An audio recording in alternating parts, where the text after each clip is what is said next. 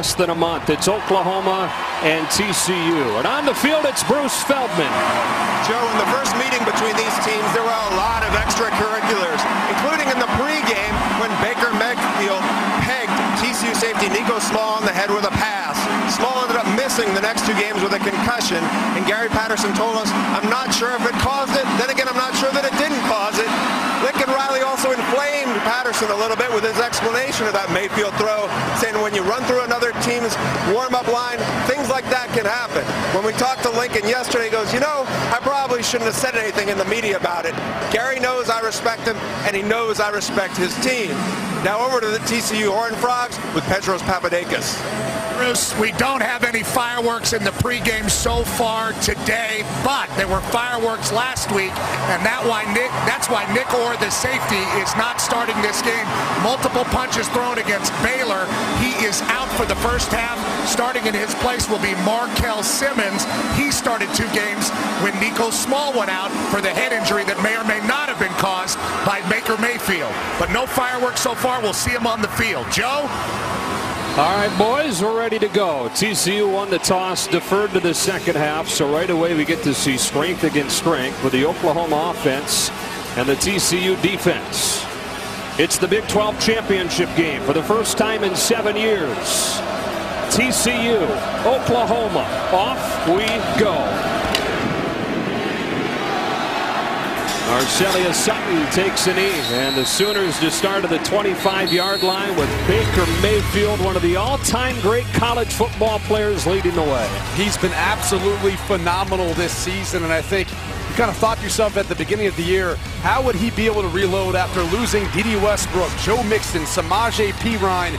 No, it's just the same old Baker Mayfield. He's been phenomenal. He's one of the most accurate quarterbacks I've ever seen at any level. One of the nation's top offenses, scoring 45 points per game, loaded at the skill spots, dominant up front, and the Heisman favorite at quarterback. The thing I'm most curious to see is what adjustments does TCU make after they got beat down by Oklahoma up in Norman just a month ago.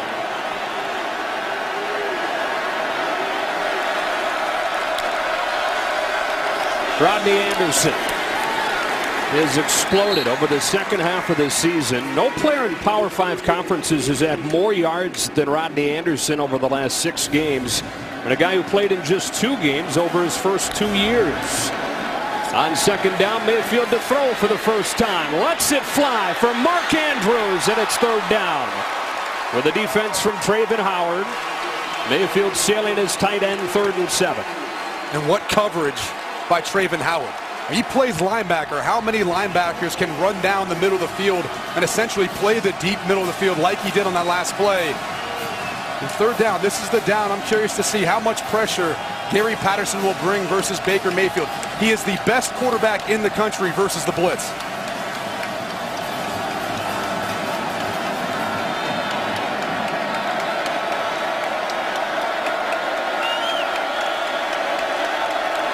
On 3rd and 7, TCU doesn't show any pressure, and they bring only 4. On the speed out, Michael Jones has it for an Oklahoma first down.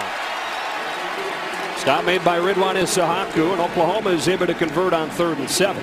What impresses me most about Baker Mayfield is he really has it all. You know, he can play from the pocket, he can throw accurate on the outside on time, or he can make the big play by scrambling around and buying time. Back-to-back first down runs. This one goes for 3 or 4. Matt Boson making the tackle. Now, one of Rodney Anderson's biggest games during the second half of the season came against these Horned Frogs. 4 first-half touchdowns and 290 total yards.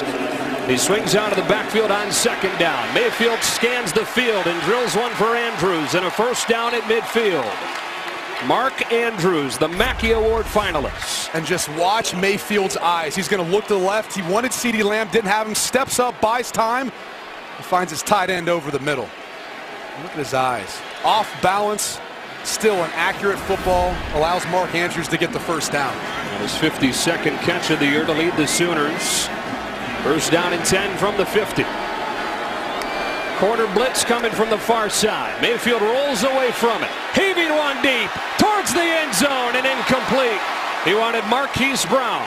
Jeff Gladney was step for step with a speedster, and it's 2nd and 10. They tried to bring some pressure off the edge. You're going to see the corner blitz. It comes from the opposite side of the field. Baker Mayfield wisely knows he doesn't have it protected. He moves away from it and tries to give Brown a shot. And in their last matchup, Gary Patterson felt like maybe Oklahoma stole one of their signals. They dialed up a cornerback blitz, and they actually ended up bluffing him with Rodney Anderson, and he was wide open for a huge gain. They changed that signal over the last few weeks. On 2nd and 10, again just a 4-man rush. So Mayfield with time. Underneath he hits Jones for his 2nd catch, and a nice tackle by Traven Howard. And Gary Patterson pleased to have Howard back, one of 2 starters that has missed the last couple of games. Nico Small and Traven Howard. Howard was out with an ankle injury, and Gary Patterson says he's one of the best linebackers he's coached. 5 players are on the first team All Big 12 for this TCU defense. It's a veteran group, very experienced. The best groups at getting pressure in the Big 12. They lead the Big 12 in sacks. Oklahoma converted a 3rd and 7 earlier on this drive. This is 3rd and 6.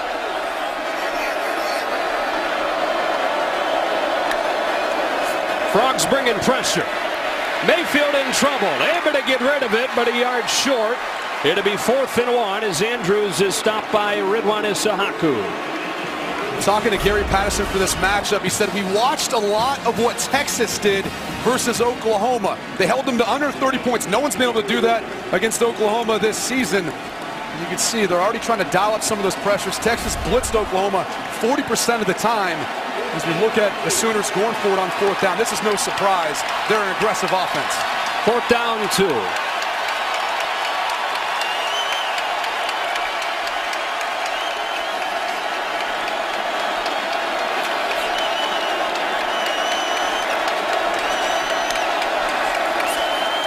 Option play. Anderson's got a 1st down and then some inside the 30. A gain of 12, and Oklahoma's converted a 4th down. So this is called the freeze speed option. Watch as Baker Mayfield kind of makes it look like there's going to be some action. It freezes the end line defender, and it allows Anderson to get to the edge of the defense and pick up the 1st down. You know, one of the things that I think is underappreciated about Lincoln Riley is his play calling. In game, he's one of the best in college football. Of course, was the coordinator his first 2 years at Oklahoma, then took over for Bob Stoops as the head man prior to this season. And since he took over, Oklahoma #1 in the country in just about every offensive category. On the 10th play of the opening drive for the Sooners, Mayfield looks short side, gets through his progression, zips one behind Marquise Brown, and it's 2nd and 10. Riley, the youngest FBS coach in the country at 34 years old, and the youngest coach to take a team to any conference championship game. Yeah, and look, he kind of fell into a good situation. Obviously, what Bob Stoops has built at Oklahoma has been tremendous, but that doesn't make it easy. And there's a lot of pressure on you. You got to hold yourself up to that standard, and Lincoln Riley has done that this year. First time since 1998, somebody other than Bob Stoops roamed those Oklahoma sidelines, and Lincoln Riley's done a great job following it. Out of the pistol on 2nd down. Here's Brown. Gets a block. Marquise Brown shifts his way into open space and stumbles back. You know, he was close to the 1st down marker, but then went backwards, and it'll be 3rd down and about 3. That's the risk you take whenever you kind of see more green grass or more field and try to make a move by backtracking. But once again, timely play call. Oklahoma throws the screen against TCU, trying to bring a field pressure. Again, very similar to what we saw Texas do versus Oklahoma earlier this year. Gary Patterson thought that TCU played on its heels in the 1st half in Norman and then shut Oklahoma out in the 2nd half, bringing a lot of heat. A little bit more like that on this drive. He's got one-on-one coverage up top with his tight end. On 3rd and 3, they only rush 4. So Mayfield has time. That one's knocked down by Ty Summers. The junior linebacker from San Antonio makes it another 4th down, and the field goal team comes out. We're going to see Mark Andrew. He's going to release upfield, and basically they end up almost working a little double coverage on. See how Ty Summers, he knows he's trying to work to him. You see Markel Simmons as well. It's a tough window to try to throw in, and TCU doing what they do best, getting off the field on 3rd down. Well, Brings on Seibert, who will attempt it from 41 yards.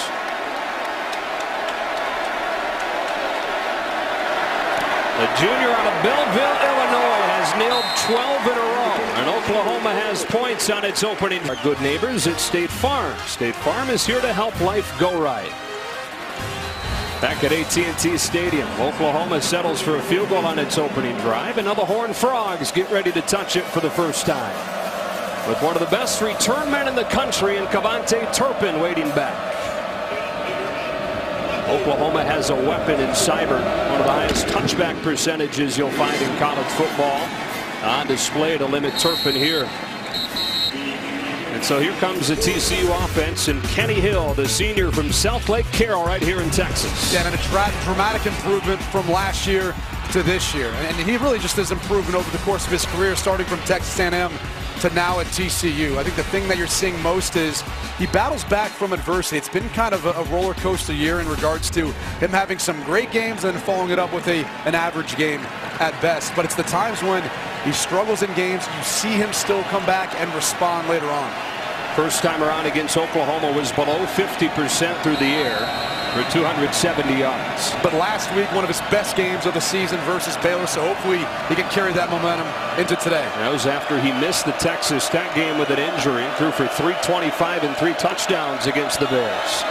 TCU starts its day with a Kyle Hicks run. Nowhere to go, and the ball comes out. Scooped up and taken into the end zone for a touchdown. Scoop and score, Caleb Kelly. Disastrous start, TCU.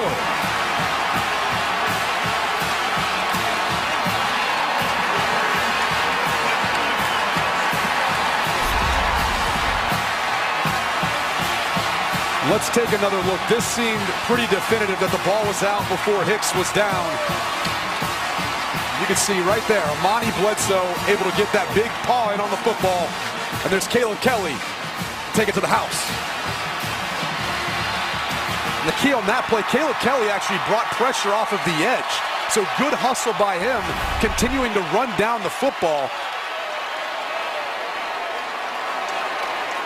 Now, this has been one of the strengths of this TCU offense, taking care of the ball. It turned it over just one time over the last 4 games.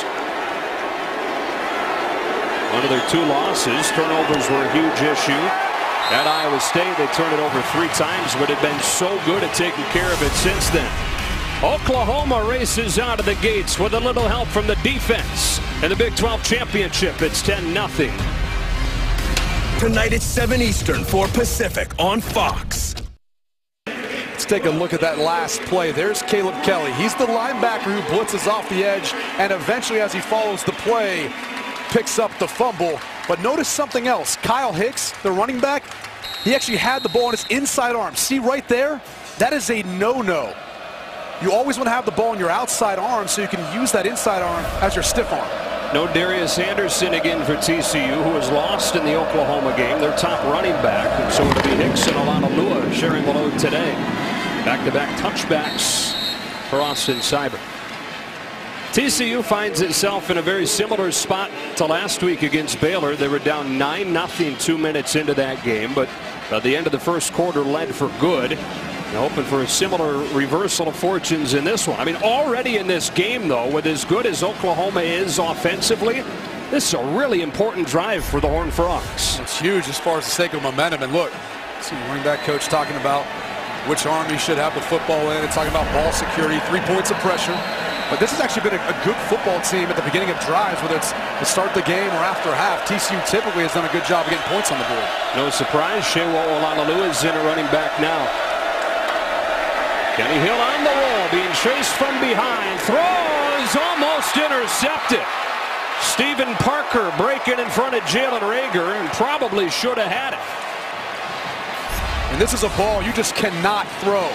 As Kenny Hill rolls out to his right, you're going to see Reagor kind of start to cut flat, but he's not open. And clearly Stephen Parker started to undercut that. TCU's very fortunate this wasn't an interception. Lincoln Riley's reaction on that Oklahoma sideline. And again, TCU has been so good at taking care of the ball lately. Almost 2 turnovers on 2 plays to start the game.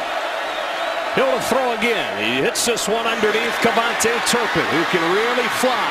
Spins for a first down to the 35. Turpin just one catch over the last 2 games, and it seems like we've gone through phases this year where that's been the case, whether he's been banged up or teams have taken him away. But it's an emphasis for the Horned Frogs to get the ball in his hands. When you talk to offensive coordinator Sonny Cumbie for TCU, he talks about no-brainers, meaning ways to get Cavante Turpin the football that there's not going to be any way of getting in the way of that, whether it's coverage, matchup, anything else. That was essentially just a downfield screen to Turpin. They'd like to get him going early and often in this matchup. On first down from the 36, in the quick game, here's John Diaz.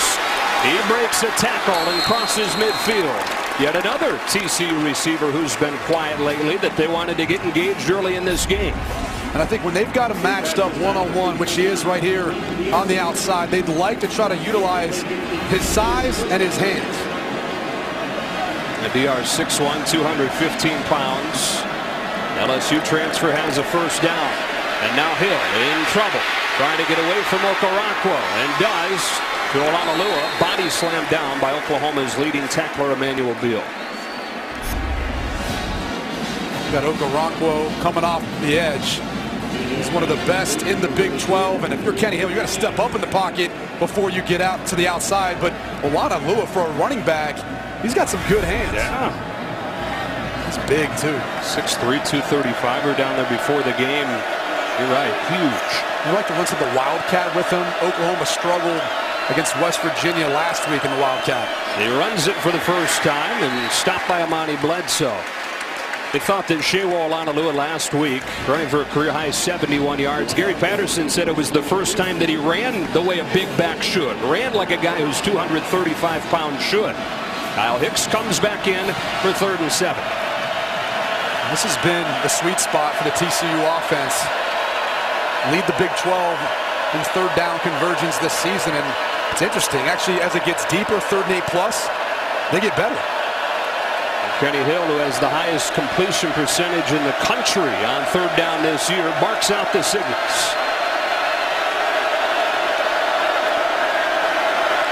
Hill throws incomplete. Rager stumbled coming out of his break with the coverage from Parnell Motley. 4th down. You're going to see Jalen Rager at the top of your screen. He's going to run a little out route, but he just doesn't keep his footing. And look, they played a game here Thursday night, and they obviously have changed out the field since then. And we had spent some time down there on the field. I mean, there's some spots that maybe you think the footing wouldn't be as good as you would assume on a turf field, an artificial surface like this. I felt it yesterday, so I put spikes in my dress shoes today, and it was a lot better. And Nunez with a line drive punt. Normally one of the best in the country. That was not a very good one. So Oklahoma will have it inside the 20, already leading 10-0. The Heisman frontrunner Baker Mayfield. Wisconsin tonight on Fox. Who's in? Alabama, Ohio State? Yeah, I think they'd have to beat them handily, too. Really try to impress the College Football Playoff Committee, although that Alabama resume doesn't look quite as good. They need some help from Fresno State, mind you, to stay within the top 25. Oklahoma settled for a field goal on a 12-play drive to start. Rodney Anderson with a short first down gain here. What a story this guy is, huh? I mean, injuries his first 2 seasons. Missed almost all of 2015 with a leg injury on his first carry. Broke a bone in his neck last year during fall camp. And really wasn't even part of the offense until halfway through the year, but has exploded over the last month and a half.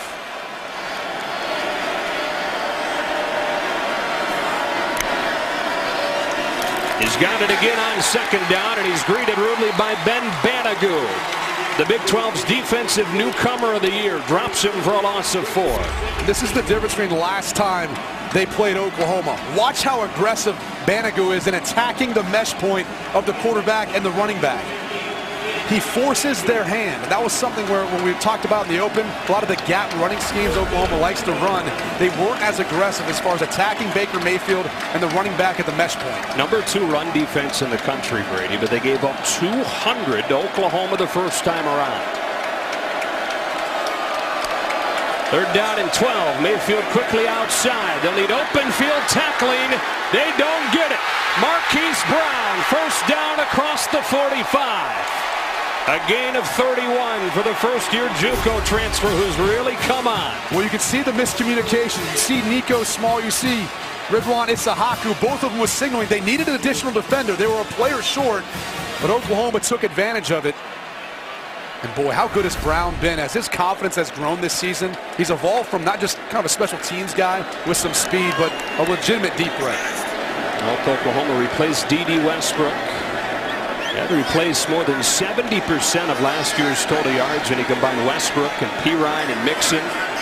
They've been able to do it. Play clock winding down. Mayfield gets it off, feeding it to Anderson.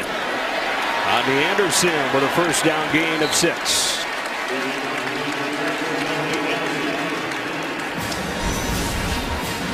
This is when we're talking about this TCU defense.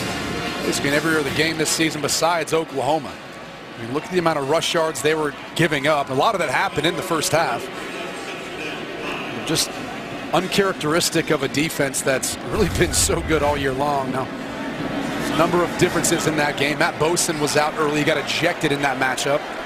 He's been a huge factor for this TCU defensive front. Mayfield quickly gets rid of it to Andrews with a block from Lamb. Tries to turn the corner, finishes forward close to a first down.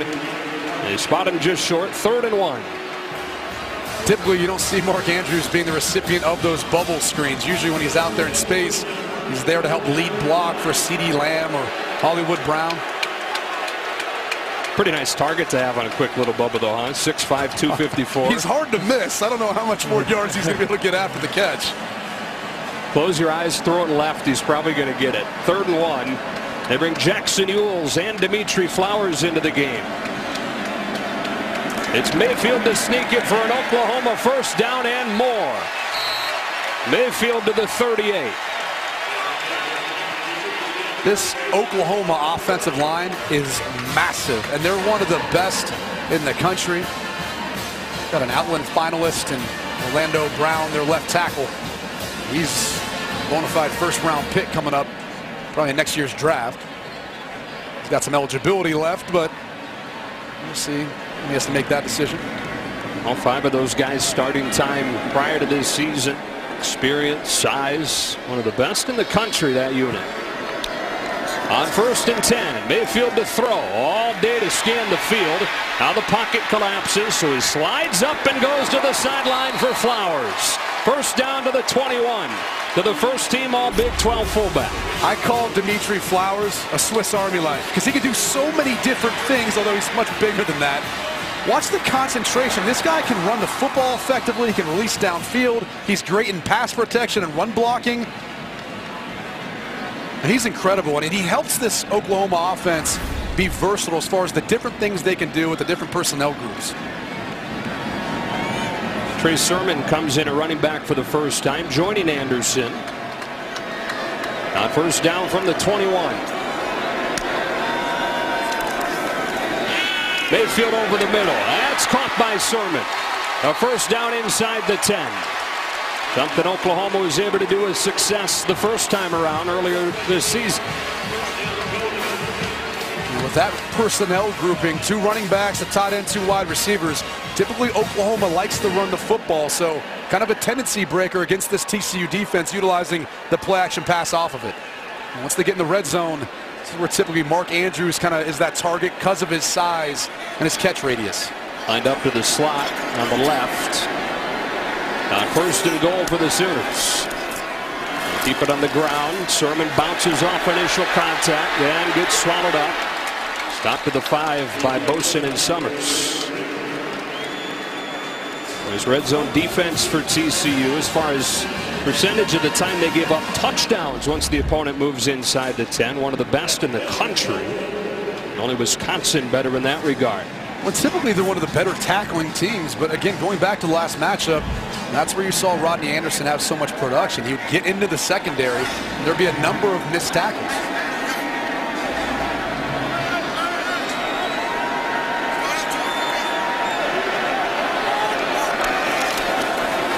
Mayfield sets. End zone Andrews. Touchdown Oklahoma. And they've exploded out of the gates on the Horned Frogs again. How often do you see this? Baker Mayfield under center. Doesn't happen very often. He's going to fake, drop back, and you're just going to see a little short post route by Mark Andrews to the back of the end zone.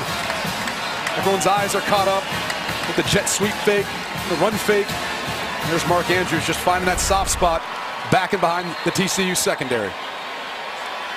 Started the game with a 12-play drive that finished in a field goal. Here they go 81 yards in 10 plays and finish it with a touchdown. The key play on the drive, Marquise Brown going 31 yards on 3rd and long. It's finished off with Andrews, and it's all Sooners in the Big 12 championship. Every kiss begins with K. Oklahoma in the end zone for the first time. Mark Andrews from the 5 as Baker Mayfield completes all 5 of his throws on that drive. He did a big 3rd down conversion to keep it rolling.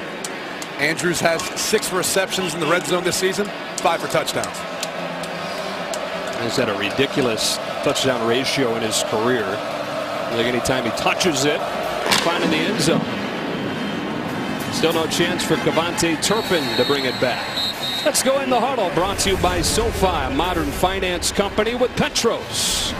Guys, Gary Anderson very upset. Gary Patterson, excuse me, very upset with his team when the defensive backfield was coming off the field after the touchdown. He got into him about a miscommunication, and when he got the whole defense together on the sideline, he started yelling about playing with more speed, playing with more confidence. It's okay to make mistakes, but he thinks his team is being hesitant right now. I think the back-breaking play on that drive was the conversion with the quick screen. And clearly there was a miscommunication in the secondary. There was short a defender. That kind of broke the back of the TCU defense. They couldn't ever get back on track. Horned Frogs had a chance at a 3-and-out had they come up with an open field tackle on Brown, but couldn't. John Diar's for the 2nd time has it on the out pattern and keeps the legs churning for a 1st down. And this is going to be the challenge for Kenny Hill from here on out. He's going to have to take those easy completions to the outside. Oklahoma likes to play off coverage with their cornerbacks. They don't challenge the opponent's wide receivers that often. So he's going to have to make that long throw on a consistent basis on 1st down, and they want to try to move the sticks.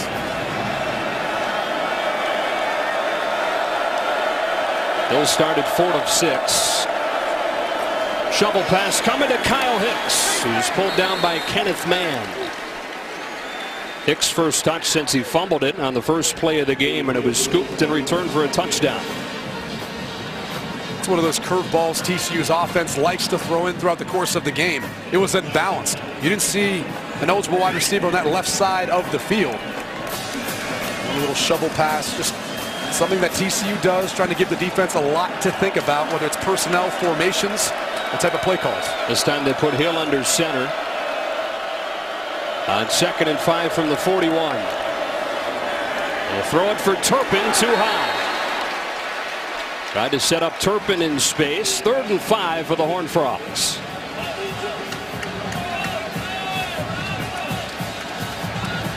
Played in Cowboys Stadium, the bright lights, Big 12 championship game. You better believe Kenny Hill's adrenaline's rushing right now.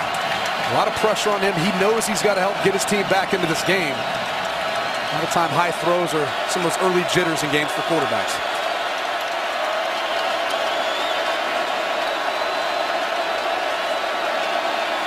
The best 3rd down passer in the country. Facing a 4-man rush. He's got time.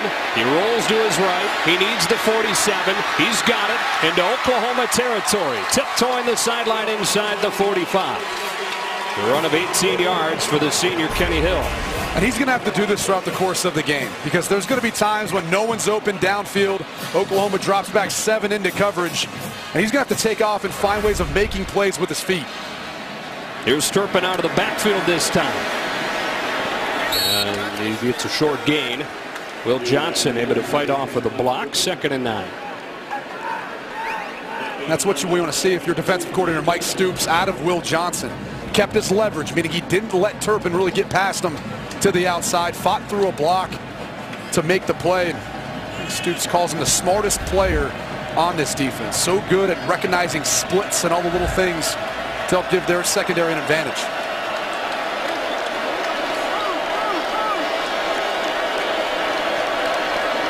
Diar His third reception. It's a block from Jarrison Stewart. Runs through the arm tackle of Trey Norwood.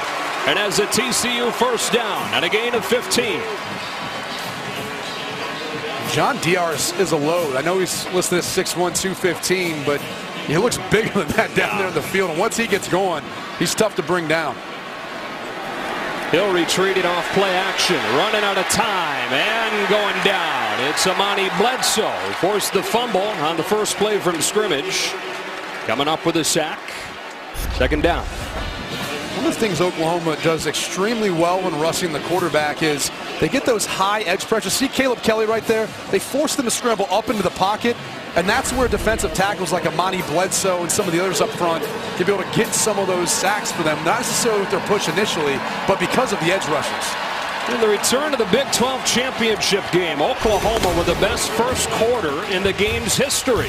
17 points more than anybody in the first quarter ever. Second quarter on the other side.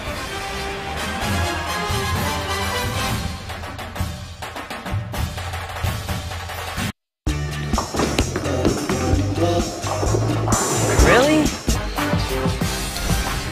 Start of the second quarter. All Oklahoma through 15 minutes, a 17-0 lead. And Oklahoma fans know all too well. They've blown a few leads this year. 3 times they've blown 2-score leads. Now they've won 2 of those. And they lost that Iowa State game after a big lead. Here's a trick play to open the second quarter. The former high school quarterback Desmond White couldn't find anybody open. Able to get back close to the line of scrimmage where DJ Ward brings him down, and it's 3rd and long. One of the most dynamic players ever at DeSoto High School and in Texas. One of the reasons why they like to try to design plays, whether it's trick plays, gadgets, things of that nature, to get guys like Desmond White or Devontae Turpin the football in space. They really trust them in their decision making, but also their explosiveness.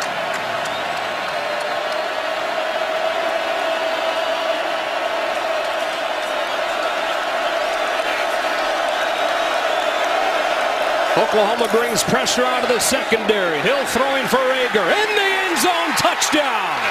The Horned Frogs needed it, and the true freshman Jalen Rager supplied it.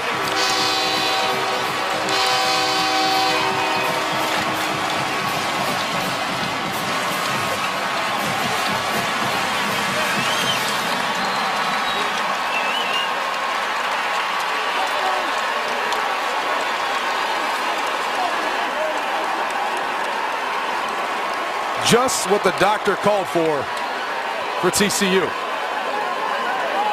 29-yard touchdown to Jalen Rager. Team leading 7th of the season for the Big 12 Offensive Freshman of the Year. And it is Cole Bunce to handle the kicking duties today. Apparently Jonathan Song is okay physically at this point, but they're going to ride Bunce, who's been pretty good the last couple of games. Oklahoma gambled, and TCU was able to respond. You see Kenny Hill, he sees the pressure. He signals out to Rager to run a fade route to the end zone. That's the Horned Frogs with 6.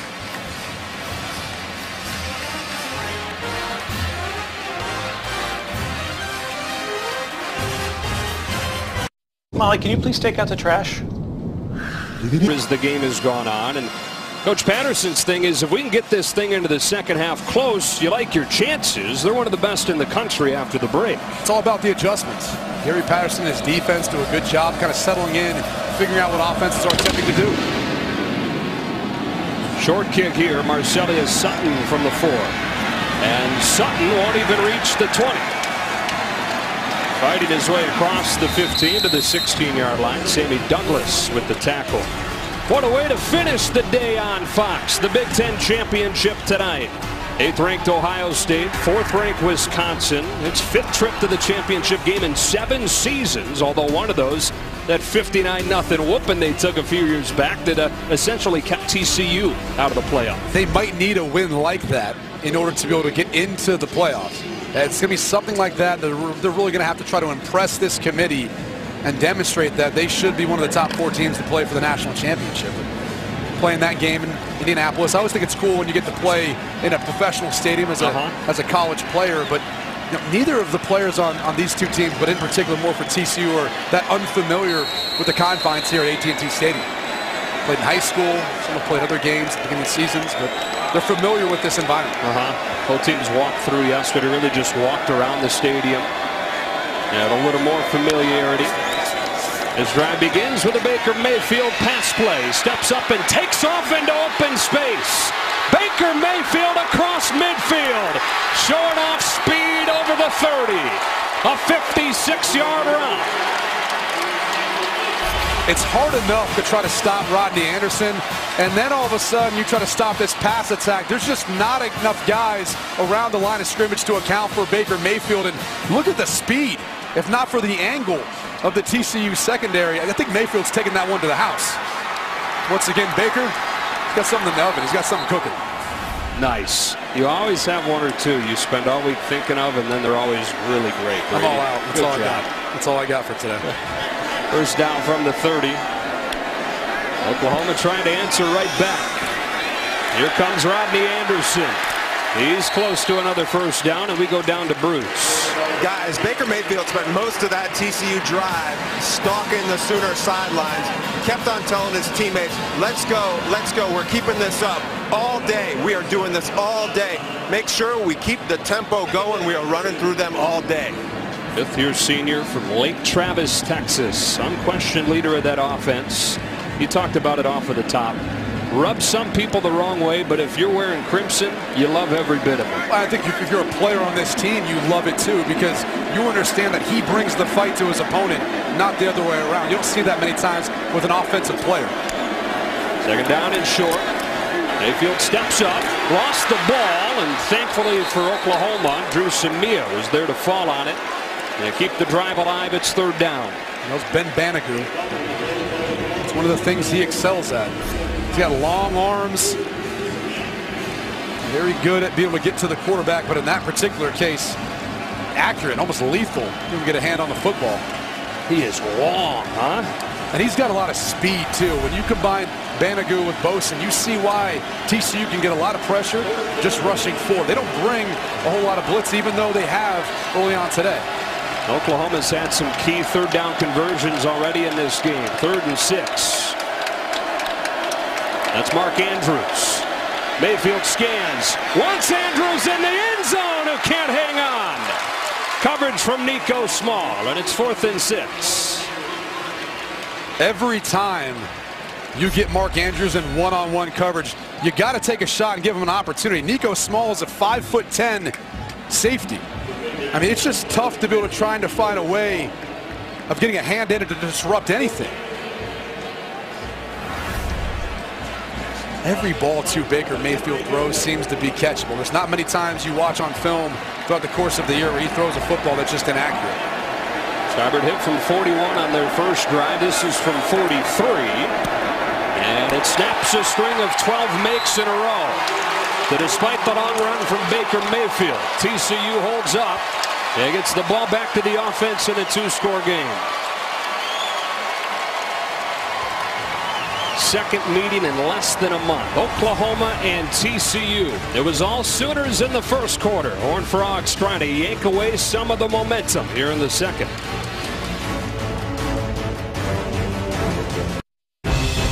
This might turn into a rout in a hurry. It was 17-0 Oklahoma before Sonny Cumbie's Horned Frogs were able to convert a 3rd and long for a touchdown. And now they get it back in a 17-7 game. Kenny Hill swings it outside. Avante Turpin steps out of a tackle and runs for a gain of 5 or 6.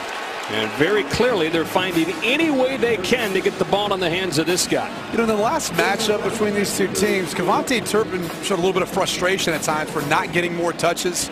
A pretty productive day, but clearly you can see early on they know he's their biggest playmaker and he can change this game in a heartbeat. Gone to him 4 times already. He only had 1 catch over the last 2 games coming in. He's the motion man on 2nd and 4.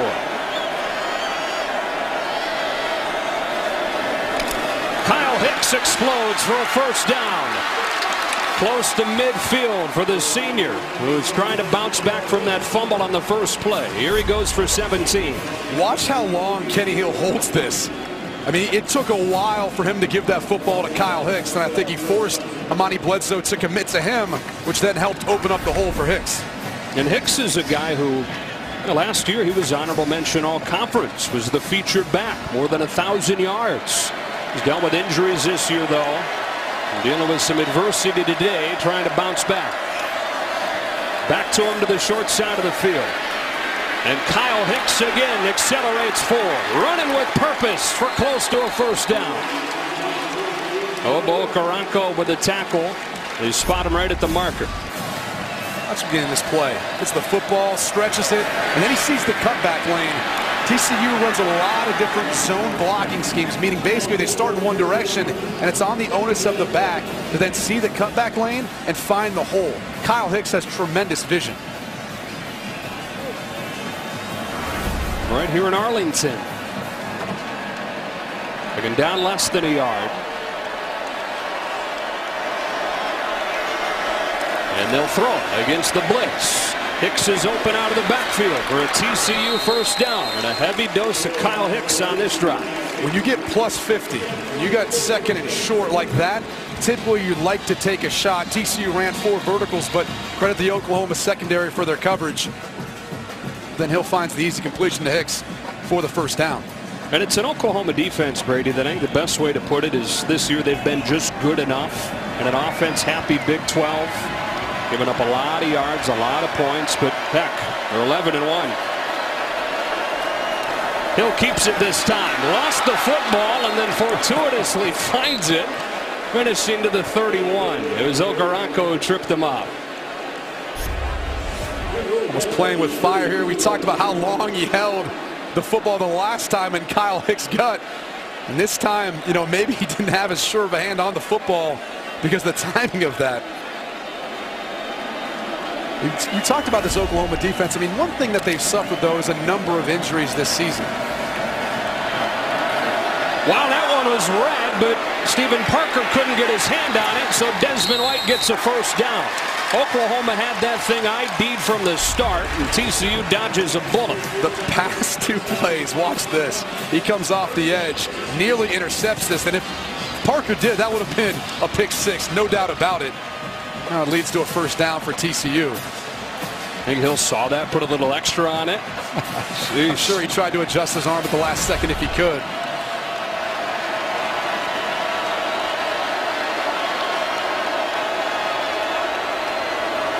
Back to Hicks on a stretch play. Gets the corner. Kyle Hicks close to the 15. And there's some mixed emotions in the crowd. The Oklahoma fans won to hold. Meanwhile, the TCU fans are excited about, once again, a positive game. As you can see right there, it's number 81, Cole Hunt, working on Caleb Kelly. And you could maybe make a case there, but our rules expert, Mike Pereira, saying, no, play on. Mike's with us in Arlington today. Hill pumps one way, looking in zone the other, and finding Cole Hunt, who's crunched with a first down to the 11. That is only the 7th catch of the season for the Rice transfer, but it picks up a TCU first down. Yeah, but that one had to have hurt. Watch this high-low as Hill works back to him, and not a bad blood between these 2 teams. Heard Bruce Feldman talk about it before the game. And then you play him again 3 weeks later. Midway through this second quarter, Horned Frogs on the move. Fake to Hicks, end zone shot. John Diaz adjusting, incomplete. I think he hauled it in, but perhaps was out of bounds when he caught it. And now the officials are coming together. One is already signaled incomplete. The question's going to be, did he gain possession or control the football and get it knee down? And that looks like that may be a touchdown. Now it's got to be definitive and indisputable.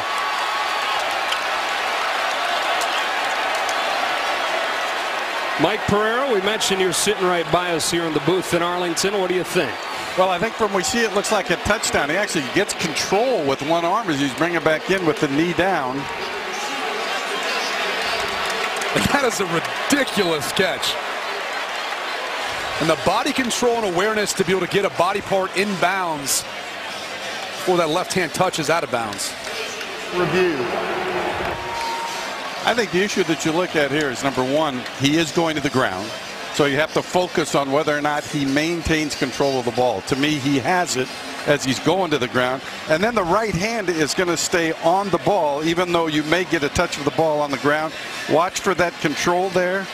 Ball hardly moves. I think you got to look at this and turn it into a touchdown. Wow. Do you agree with me here? Or? I'm with you. I'm right there with you. I mean, I think there's enough there where it is indisputable. It looks like a touchdown. You know, I was going to be nitpicky a little bit about the play call in the sense of, you know, if they don't do the play action pass to begin that play, Hill gets the ball up sooner, and maybe they're not running out of space because he had one-on-one coverage. The play action fake wasn't going to play a factor as far as the coverage of that.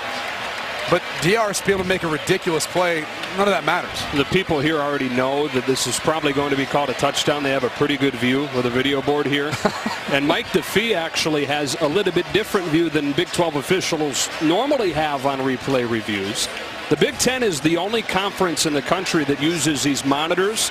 They've actually loaned the Big 12 the monitors for today. And so DeFee is part of the replay process more than just being on the phone with a booth. And I think that's great, Joe, because it gives him an opportunity to look at the play and confirm to what the officials said that they saw on the field as he sees it. And then if he needs to make an explanation of why he overturns the call, then he sees it as opposed to just hearing what the replay official had to say. And let's give this crew some credit because they were by far and away the best in the Big 12 this year. That's why they get to do this game. After review, the receiver got his hands under the football, maintained possession of the ball. It's a touchdown. Well, it took them a little while, but the Horned Frogs have arrived in Arlington, and we've got a game in the Big 12 championship.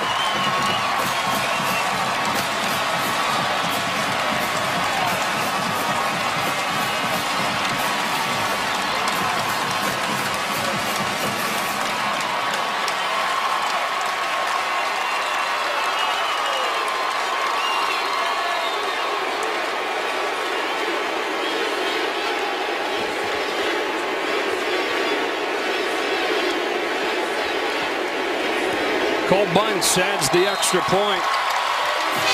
What a catch from John Diaz. He had to have known it.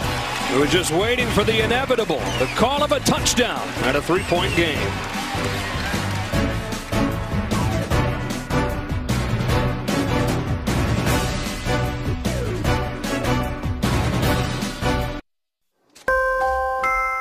Plus, trolling Lane Kiffin and FAU gun for the Conference USA title. And we'll preview tonight's Big Ten championship game here on Fox. Joe Brady, see you at the break. All right, Rob, looking forward to it. Kenny Hill, back-to-back drives with touchdown passes. Getting nice catches on both. Jalen Reagor and then John Diaz with one that you'll see replayed all over social media. Cole Bunce with another short kick. Jeff Badette's back on this one. Kentucky transfer, the speedster, takes it across the 30. There's a flag down. A couple of flags come flying in from around midfield.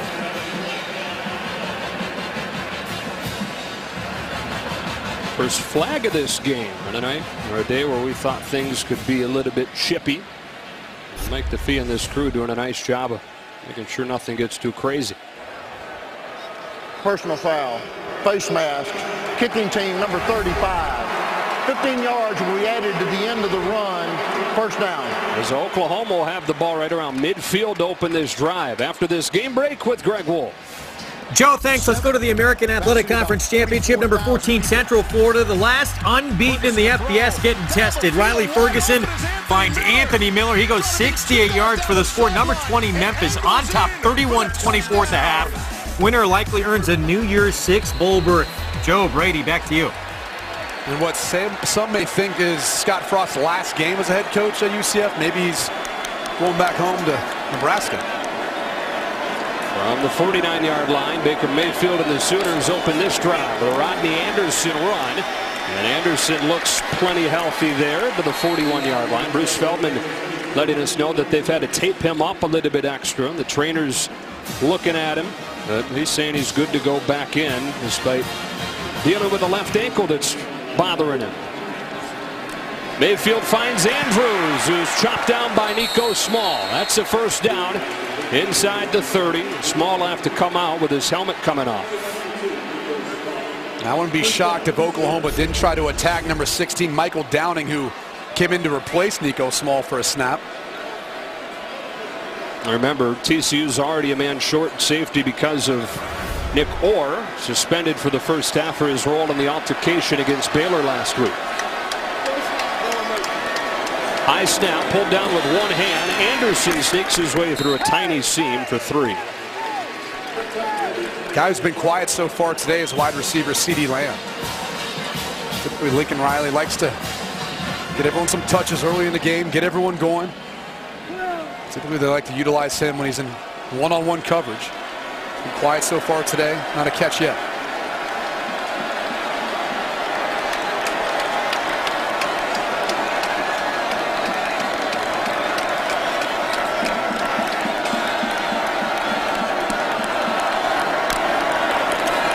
Anderson again. 3rd and short.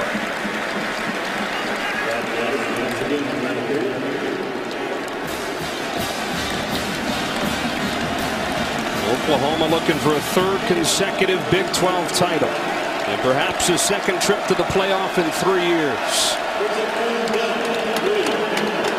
And with this personnel grouping, I'd be surprised if they ran the football. Flowers is in there to lead block or help in pass protection. So it comes down to their matchups on the outside.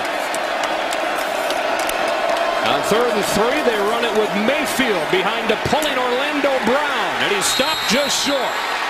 Ty Summers and Ridwan Esahaku make it 4th and less than 1. These are the gap schemes we've been talking about, and you see the lead blocking for Mayfield. It was something that TCU struggled with last time they played Oklahoma. You see the adjustments, and Oklahoma offense is staying out there. They're going to go for this. Converted a 4th down and short earlier with a speed option play. They're getting a couple more big bodies here, huh? The last time they had a 4th and short like this, they're in the quarterback sneak for almost 4 yards. Timeout. First one of the half taken by either side. We'll take the timeout with them. And a 4th and 1 when we come back.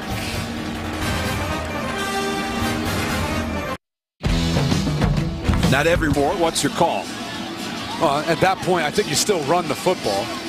There's no reason to try to throw it here. You got a 4th down conversion earlier. You've got the size advantage up front. Just kind of curious that he didn't want to go for the field goal. Only because, either way, Seibert's been great. They go with the same personnel they had before the timeout with the 2 fullbacks, Ewells and Flowers.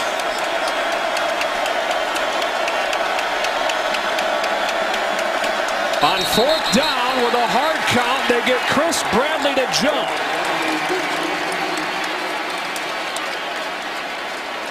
Was there any movement from Oklahoma?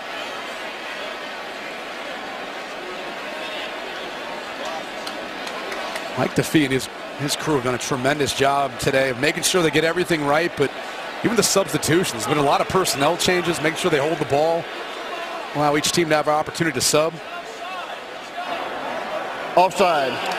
Defense, number 56, moved into neutral zone, causing the offense to move. 5-yard penalty, yardage results in a first down. It's hard to hear, but this is just a savvy move by Baker Mayfield, who's obviously a really experienced quarterback. And when you're on a neutral site, you don't necessarily think about using the cadence as one of the things in your toolbox. You've got to get the defense offside. So big penalty on TCU makes it first down for Oklahoma at the 14.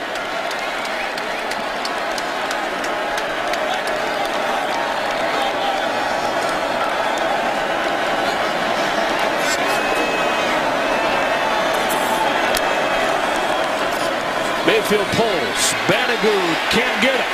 Mayfield crosses the 10. 2nd and short. I thought the right tackle, Bobby Evans, might have been a hold as Mayfield made his way around the edge. Had a hand on Bandicoot. Look at that. You can clearly see him tugging on his jersey, not letting him go. That was out in the open. It allowed Mayfield to get 7, 2nd and 3.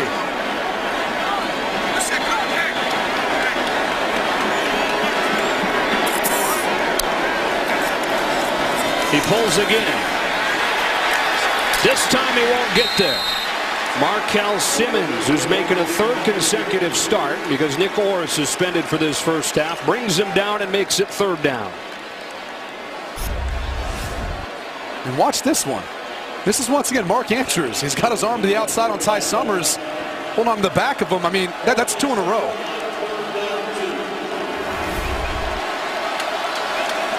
So 3rd down and 2.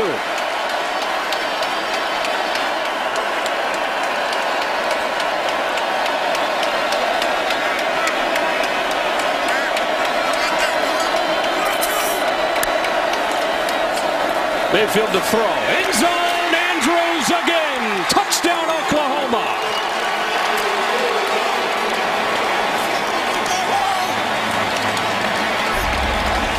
And it's all about the play action pass fake.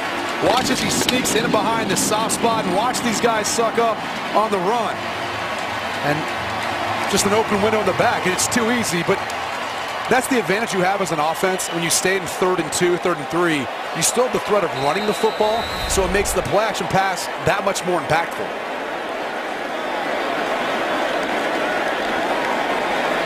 So the Sooners convert on 3rd and short as Mayfield finds Andrews for the 2nd time today. Nice response by Oklahoma after TCU climbed back to within 3.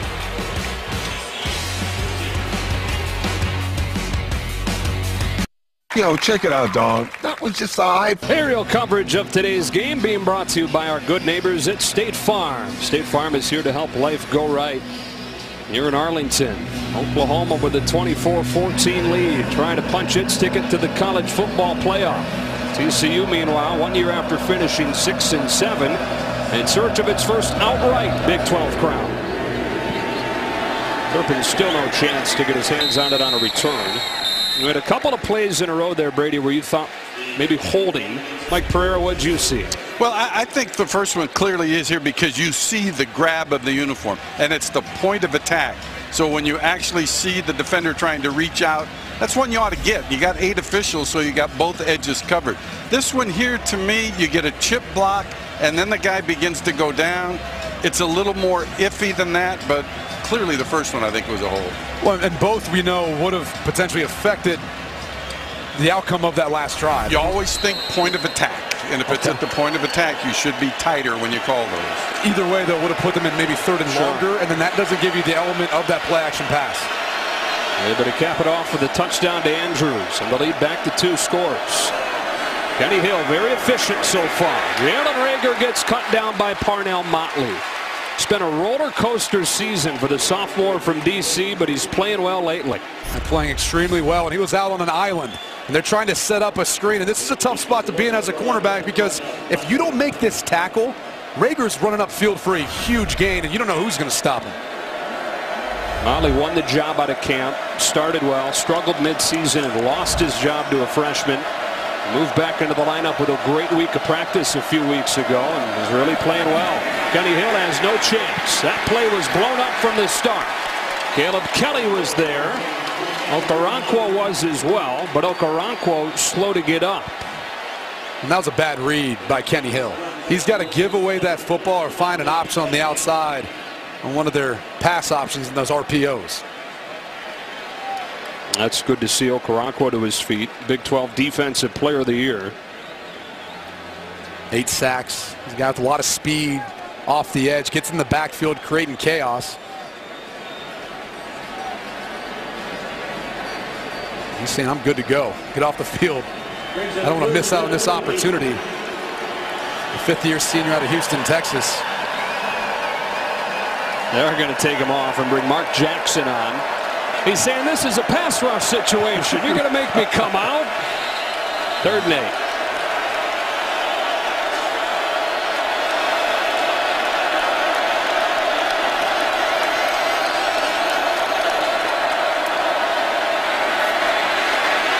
Hill Extends the play. Kenny Hill needs the 35. Fights his way close to it and reaches for a first down. That last effort looks like it got Hill the first down. Talked about it in the first quarter. I mean, these are the plays that Kenny Hill's going to have to make. Now, I thought he had an open wide receiver downfield in Desmond White. He didn't feel like he could get it to him. Look at the toughness, lowering the shoulder, doing all he can to try to get enough and get that football over, playing for the first down. Boy, third down has been huge on both sides in this first half. Key plays in this game. Officials doing a good job of letting both teams sub. When the offense subs, the defense gets an opportunity. Hill goes underneath this time to Jerrison Stewart. But a team-high 6 catches last week against Baylor. He had 1 over his first 10 games. And that's kind of how the system works at TCU. I mean, it's kind of a wheel of each guy could end up being the hot hand. It just depends how the game plays out. Sometimes what the defense dictates.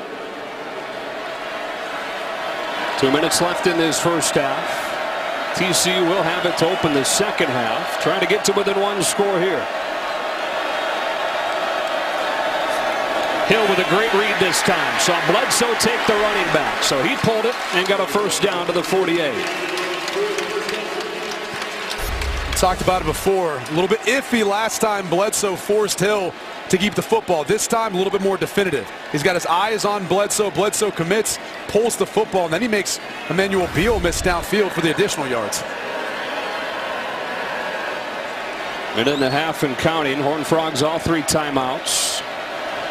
From the 48-yard line against pressure. He boots out the back door. Turns his shoulders. Throws a strike. It's Desmond White. And it's a gain of 9.5. TCU's strategy right now is going to be to take their time. You talked about how many timeouts they have. They also get the ball coming out of half. So believe me, they do not want to give the ball back to Baker Mayfield with any time on the clock. Second and short. Well, Rockwell comes back in the game. And Hill will throw. Zips one for Rager, incomplete. Motley with the coverage, 3rd and short, right at 1 minute. It's 2-minute drives. There's a lot of easy completions out there for you. As soft as Oklahoma's secondary is playing.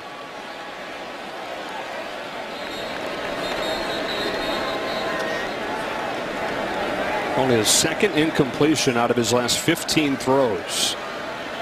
The Oklahoma offensive line gets a lot of credit. TCU should get some credit too. These guys have only allowed 17 sacks all season. Did a good job of protecting Kenny Hill, but it's also been his mobility and making plays with his feet.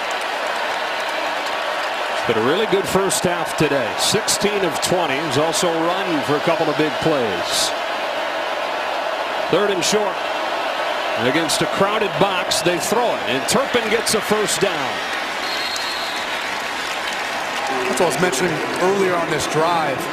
We saw Caleb Kelby come off the edge, and Kenny Hill ended up keeping the football. He should have thrown that little bubble pass like he just did.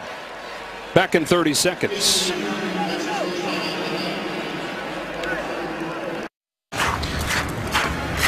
Coming up at the half, be sure to stay with us for the Dr. Pepper tuition giveaway.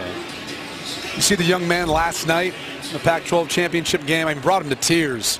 What an opportunity. I mean, really life-changing event when you think about getting able to pay for your tuition, have to come out of school with any debt.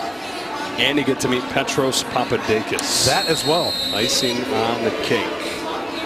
55 seconds, still 2 timeouts for TCU. In a game they trailed 17-0 at one point.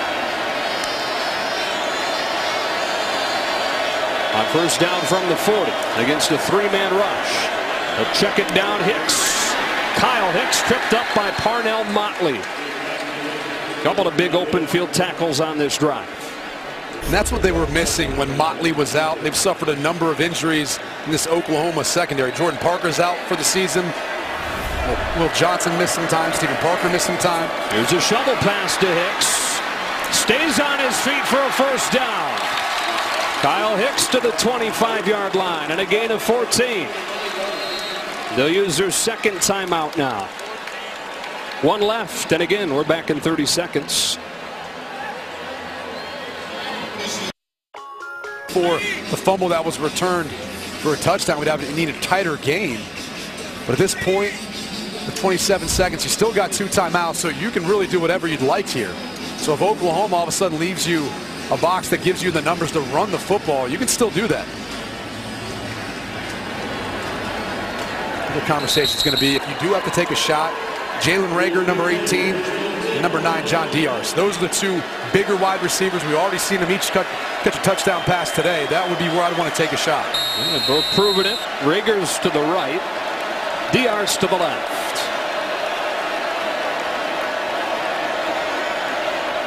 11th play of the drive. It started back at the 25-yard line. Hill with a deep drop. Down the seam. Reagor can't hang on with a coverage from Motley again.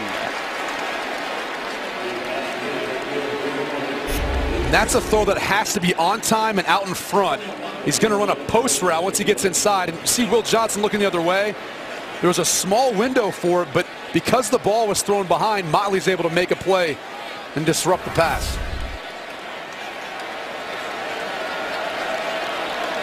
22 seconds. 2nd and 10. Turpin comes into the backfield and swings out. Hill off his back foot towards the end zone. Desmond White is out there. No flags. Oh, there is a flag that came. There's no doubt about it. I was wondering that he tried to get back to the hip of Desmond White. What about that play design? Look at him. Eyes only. Pass interference. Defense, number 8. 15-yard penalty from the previous spot. Automatic. First down. That's just too much contact once he got to Desmond White, turning around, disrupting his chance to make a play on the football. What about the play design? They ran that little swing screen earlier to Turpin. This time, they run a little pump fake off of it, and they release Desmond White up the sideline. Of course, in college, the ball not spotted up against the goal line. Instead, right at the 10. 15 seconds, 1 timeout. And again, 2 timeouts at this point for TCU.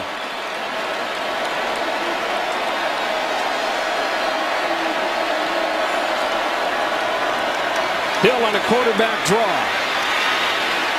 And stopped by Will Johnson. They'll use a timeout with 7 seconds. So now 1 timeout remaining. Coming up at the half, stay tuned for Rob Stone, Dave Wannstedt, Matt Leinart, Robert Smith for the State Farm Halftime Show. UCF trying to stay undefeated. Lane Kiffin in the CUSA Championship with FAU and the Big Ten Championship tonight on Fox. Ohio State and Wisconsin. So 7 seconds and 1 timeout remaining for TCU. And you basically have time for 1 play, at least to be safe, to assure yourself the chance for a field goal. Now on the Jumbotron here, they're showing that TCU still has a timeout left. But we're showing that they don't have any left.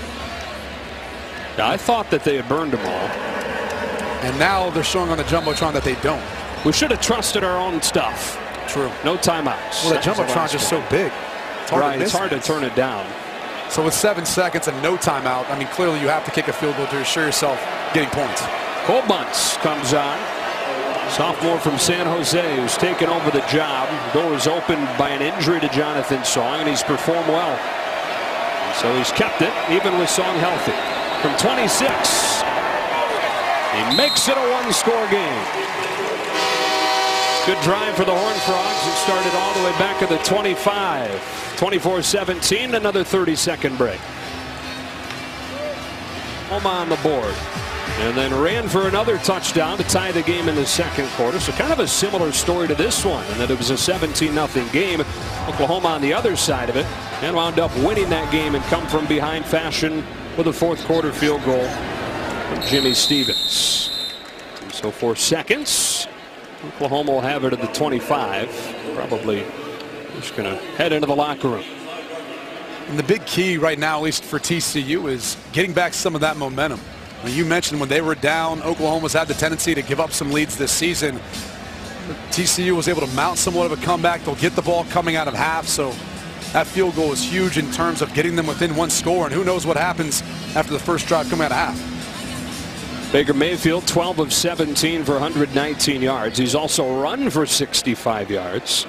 55 coming on one play. He'll take a knee. Heisman worthy? Halfway there, perhaps. I don't think there's much question who's winning the Heisman. 24-17, the score at halftime. We get you to Rob Stone in Los Angeles for the State Farm halftime show.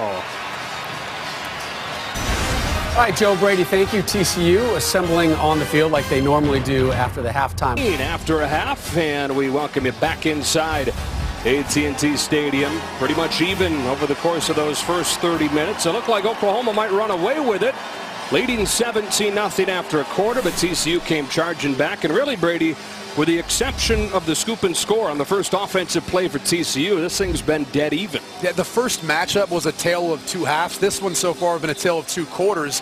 Oklahoma jumping out to that 17-0 lead.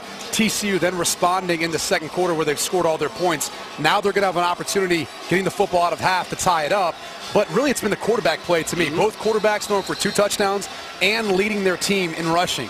Pretty good play by both guys. Baker Mayfield will have to wait a little bit before he gets his hands on it here in the second half. Kenny Hill will take it on the first drive.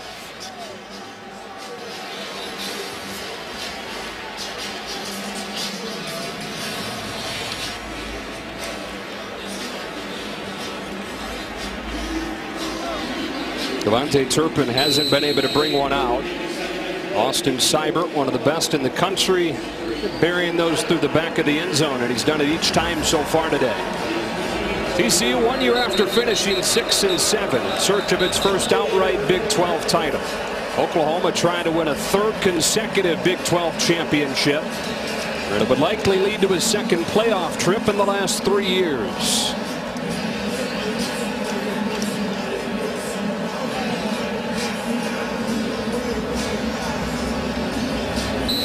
Should have a good second half in store for you here on Fox. Day that begins with a Big 12 championship, wraps up with a Big 10 championship.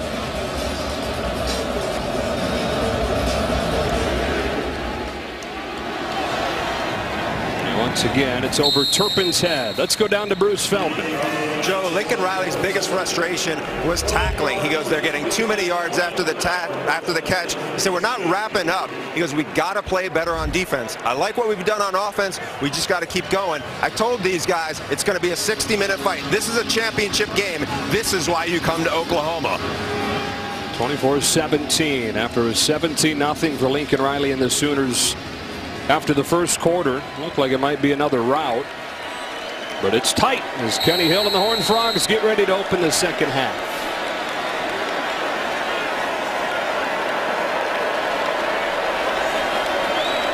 Heavy pass in that first half. About 2/3 pass for TCU. And they'll look to throw it to open the second half. Downfield shot. It's broken up by Parnell Motley as they went for Jalen Austin. Petros Papadakis, you talked to Gary Patterson. Yeah, Joe, Coach Patterson likes the way that his team bounced back, obviously, but they're having a lot of trouble covering the tight end, Andrews. He's concerned about that. Third down, he wants his team on the field on offense, off the field defensively, but he was very positive about the Frogs' performance. And look, that's just a tough matchup for any team. And I don't know that TCU has anyone in the back end to be able to cover Mark Andrews one-on-one. They're going to have to devote 2 defenders to him. A fake to Hicks and a throw to Diar's, who can't bring it in. Trey Norwood jarred it out of there after it hit off Diar's hands. 3rd and 10. It was a high throw, but it had to be. Okoronkwo was in the way. He was right in between Diar's and where Kenny Hill was standing, so he had to put the ball up high. That was the only shot they had of completing that pass. Now in 3rd and long, an area that, look, TCU has been better than anyone in the Big 12, but only converting about 30% on the year.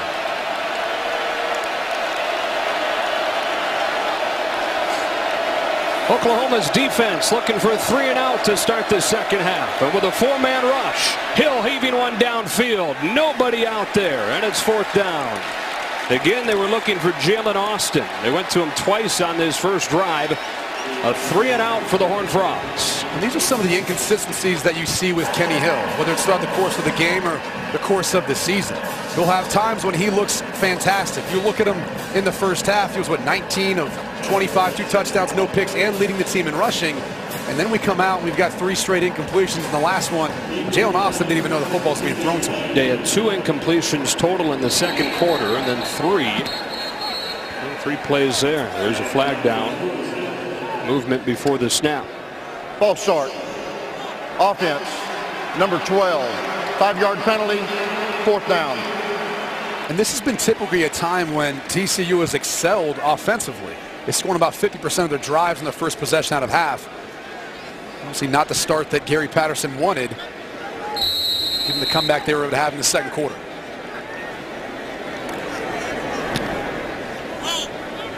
Short punt, great field position for Oklahoma. CeeDee Lamb makes the fair catch on a 36-yard punt. Our fourth unstoppable player, Baker Mayfield, 12 of 17 for 119 and 2 touchdowns. Well, this has been the key. We talked about it in the open. His ability to buy time while still keeping his eyes downfield. It makes it so tough to defend because even if you drop 8 in the coverage, he's going to find a way of getting someone open. And he's accurate enough on the run, on the move, standing off balance to make those throws. And once they get down in the red zone, this is where they really pick you apart because of his ability to run, their ability to run the football, and then off of the run-pass options that they have. And you saw the big run earlier in today's game. I wouldn't be surprised if he's not going to remain an integral part of this offense running the football.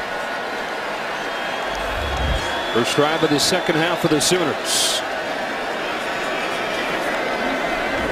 Rodney Anderson motions out. Mayfield looks the other way.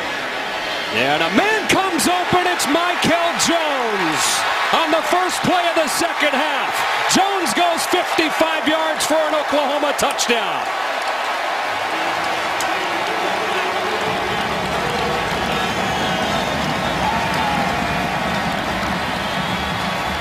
Think about how much time Baker Mayfield had in the pocket. He was looking to the left, waiting for Michael Jones to get open.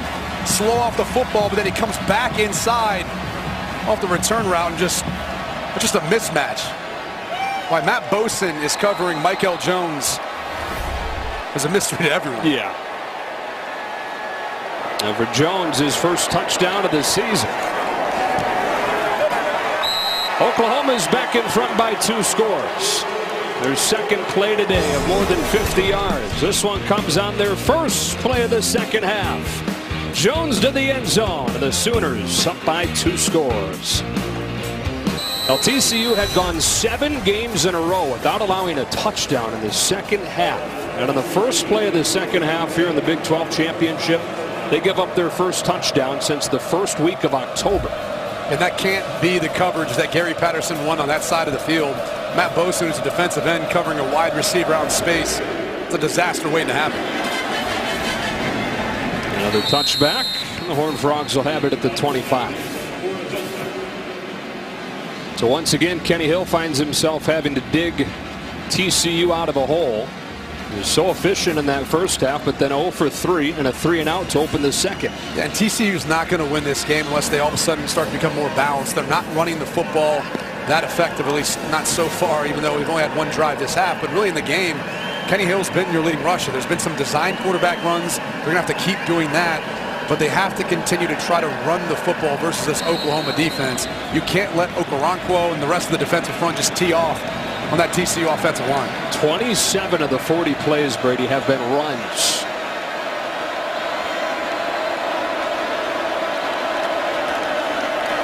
Here's Kyle Hicks on the ground. Getting a few. Kenneth Murray, true freshman linebacker, with a stop. And I said 27 runs out of the 40. It's 27 passes out of the 40 for the Horned Frogs, which is bucking a trend from most of this season when it's been the most run-heavy offense under Sonny Cumbie. Well, this is a running formation. You can see the unbalanced set. All the eligible wide receivers, with the exception of the running back, to one side. 2nd and 7. They dump it off for Hicks. Needed one block. Instead makes the man miss himself. And Kyle Hicks runs down the sideline with a flag down. He stays on his feet and takes it inside the 20. But a flag back around the 40. 56 yards, but I would guess a big chunk of it is going to get wiped away. It will still be a first down. I think it's going to be on Cole Hunt. Schlotman and Hunt were down in that vicinity. Holding. Offense. Number 81. 10-yard penalty from the spot of the foul. First down. Let's go back and look at that formation. We talked about it's unbalanced. See how he's covered up? That typically, once he's in line, that means that someone can't go downfield once they release for the pass, or at least the ball can't be completed downfield. That's why it said it's a running formation. But a screen, that's okay. So they end up finding Kyle Hicks to the weak side, and you end up seeing on the right side of your screen the hold by Hunt. Mike Pereira says good call. Still is a first down, but instead of inside the 20, it's right at midfield.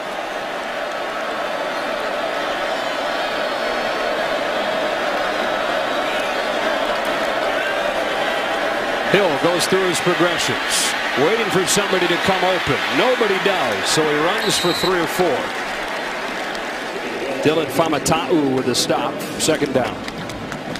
A positive gain. I mean, that's the biggest thing. He's not forcing anything. Nothing was there. Using his athletic ability to find space and get a positive gain, which has helped them on third down. TCU is 4 of 6 on the day, and it's in part because they've continually had positive gains on first and second down, put them in third and management. Yeah, the 3 and out that they started the second half with began with 2 incompletions, and they were sitting third and long.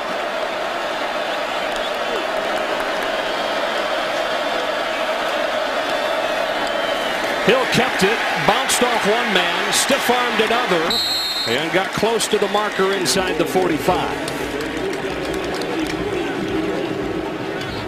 Talked in the first half about Kenny Hill and some of these zone reads. In this case, you can see Okoronkwo clearly waiting for Shewo Alanalua. But this Oklahoma defensive front is starting to sniff some of this out. Here's another third and manageable.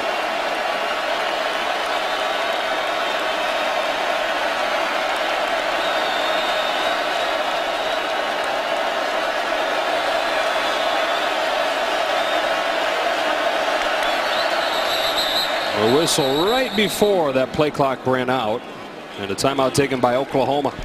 Looked like TCU perhaps had a numbers advantage Oklahoma inside. Lincoln Riley just barely beat the buzzer, calling a timeout. I'm here to talk to you about how State Farm is here to help life go right. Joe Davis, Brady Quinn, Bruce Feldman, Petros Papadakis, and Mike Pereira is with us as well today, live in Texas. Third down and 3 for the Horned Frogs. This is that same formation I talked about before on the screen, the big play to Hicks. Interesting to see if they do something to the weak side, which they've done every time they've been in this formation today. A bit of the left in this case. And they do with Hicks straight ahead. And Kyle Hicks right at the marker. It'll depend on the spot.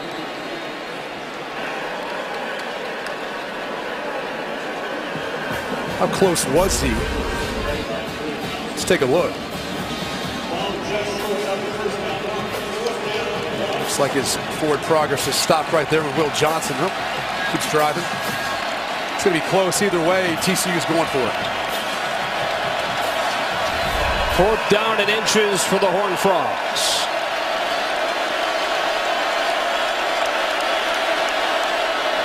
They boot Kenny Hill. Okoronkwo is waiting for him. It'll depend on the spot. Parnell Motley and Obo Okoronkwo knock him out of bounds, and Oklahoma slams the door as TCU gets a little bit cute on 4th and inches. And this, to me, is something I hate. Look, you've got an open gap here, an open gap here. I know they're covered up, but you can find a way of getting yourself less than a yard. Why take the football back to then run a boot? You're not fooling anyone in that case. You're losing ground to try to gain ground. This Oklahoma defense has too much team speed, whether it was Okoronkwo or Motley. Needed a foot. Just don't like the play call. How about the game that Motley's had so far today? Yeah. Open field tackles. We see him recovering right then to stop the conversion. Oklahoma trying to make it hurt. How many times do you see teams sudden change, take shots in the middle part of the field? See what Oklahoma goes with on 1st and 10 from the 40. Play conservatively. Anderson with a big hole off the right side for 8 or 9. Look at the first half. Oklahoma was extremely balanced as far as their play calling, running and passing the football. Those runs in the first half start to weigh on you in the second half with that big offensive line. On 2nd and short, they'll throw it deep. Marquise Brown behind the defense for an Oklahoma touchdown. And just like that, the Sooners have broken it open.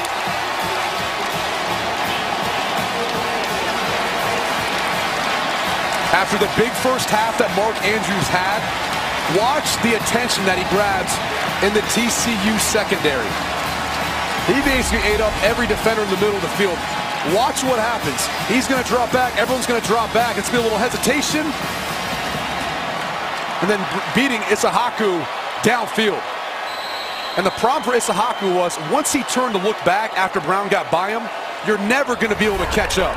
You got to go find that wide receiver, get back to his hip, and then look to find the football. And he flashes that golden smile, the grill. The guy that Gus Johnson nicknamed Hollywood Brown.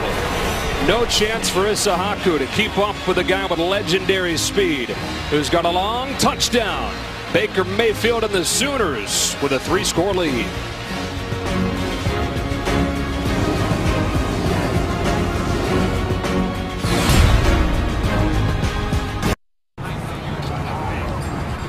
Matched the Big 12 championship game record. Al Roberson against Oklahoma back in 2003 had 4 himself, and we still got a long way to go in this one.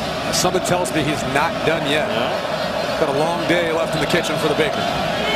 You said you weren't going there again, but you did it. I didn't like this one as much. Touchback for Turpin.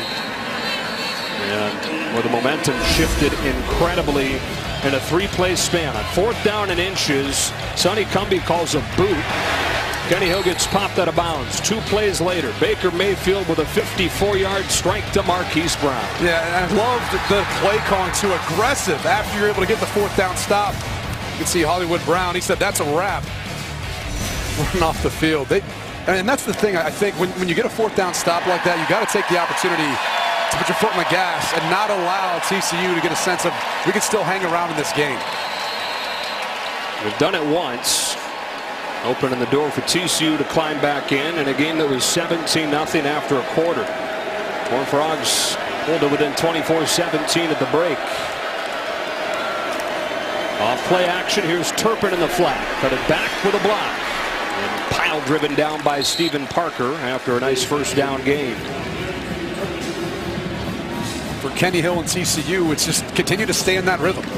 You know, I don't put that last drive on him. I think he was put in a tough position with the play call on 4th down.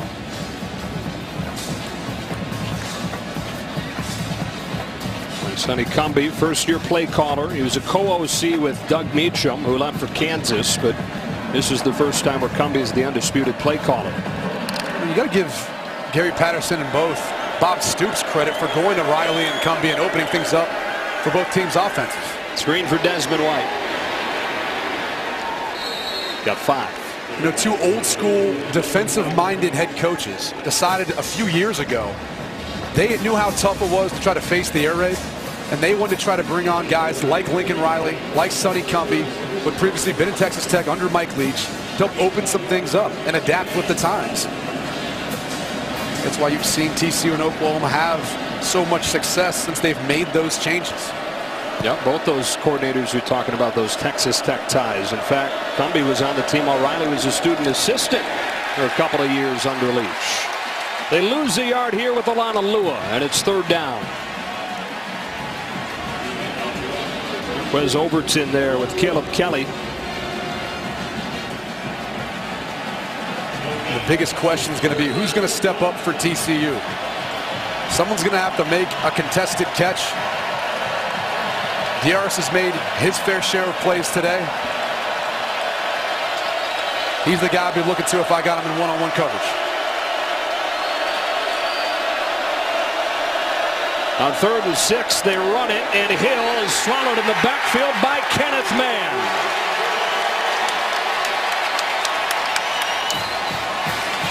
That's twice now. I mean, a 3rd down play call. I don't know how you think a zone read is going to get it for you.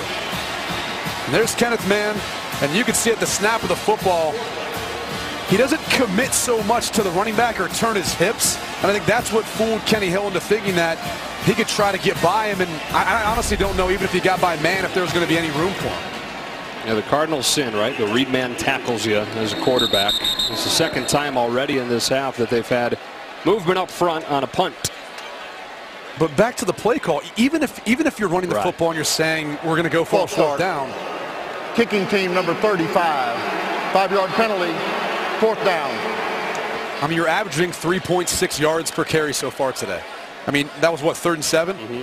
I mean, that's not getting you there. And I'm not sure why you'd be so conservative at this point in the game. I'll remind people, Kenny Hill's 22 of 30 with a couple touchdown passes, no picks. Could have had one in the very beginning of it, but it was dropped. Either way, he's played well enough where I think you can put more pressure on his shoulders. Andrew David, Michigan transfer. And a big leg. This is a good punt. CeeDee Lamb, a fair catch. At his own 20. It's a 45-yarder in Oklahoma's offense, which has shown its quick strike ability in this 2nd half so far. Back out there.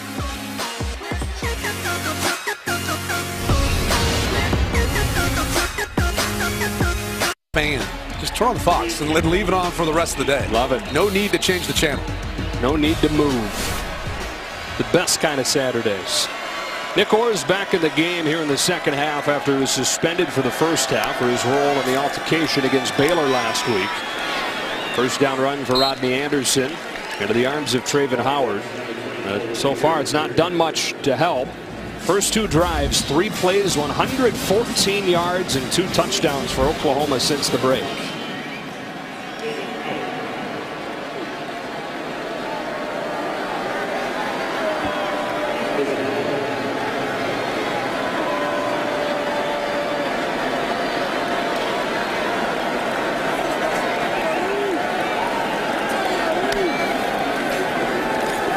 Play action. Another throw for Mark Andrews on a 1st down to the 40. Beating Nick Orr. For a gain of 17. There's a really good tight end that's here in Dallas. Jason Witten kind of reminds me more of Mark Andrews, or the other way around. Mark Andrews reminds me of Jason Witten. Look at the patience at his route. Sells it, and gets back outside on Nick Orr. I mean, this Oklahoma offense is so tough to stop because of their ability to run the football. It makes the RPOs, the play action so impactful that it's just tough on a defense. I mean, you're constantly in that predicament of stopping the run and trying to cover guys downfield. Career high 7 catches for Andrews now. Ty Summers popping Rodney Anderson. Oklahoma, when they got out to that big lead against TCU on November 11, got a little bit conservative with the play calling in the 2nd half. That's part of the reason why TCU was able to shut them down. Not been too conservative so far in this 2nd half. 2 long touchdowns. No, and if you're TCU and Gary Patterson, you got to start putting some pressure on Oklahoma. They did at times in the 1st half. They're going to need to make something happen. Fake to Anderson. Andrews wide open underneath. Instead, Brown downfield trying it again. And a pass interference penalty. Glad they never turned around and then just ran him over. And this will move it into TCU territory. This ball almost hit the Jumbotron. I mean, he threw that with so much trajectory. Defense, number 12. 15-yard penalty from the previous spot. Automatic. 1st down. Yeah, Mayfield's going there all the way. I mean, you saw Mark Andrews. You noted that. He was open. And what about this?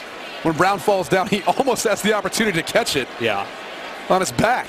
would have been ridiculous. But either way, you see the speed of Hollywood Brown.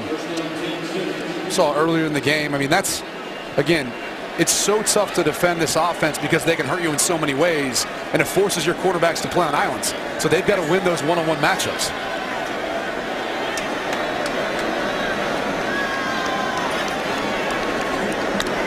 On the 42 with the first down, here's Anderson with a short gain. Hollywood Brown has had that long touchdown early on in the second half. First-year JUCO transfer.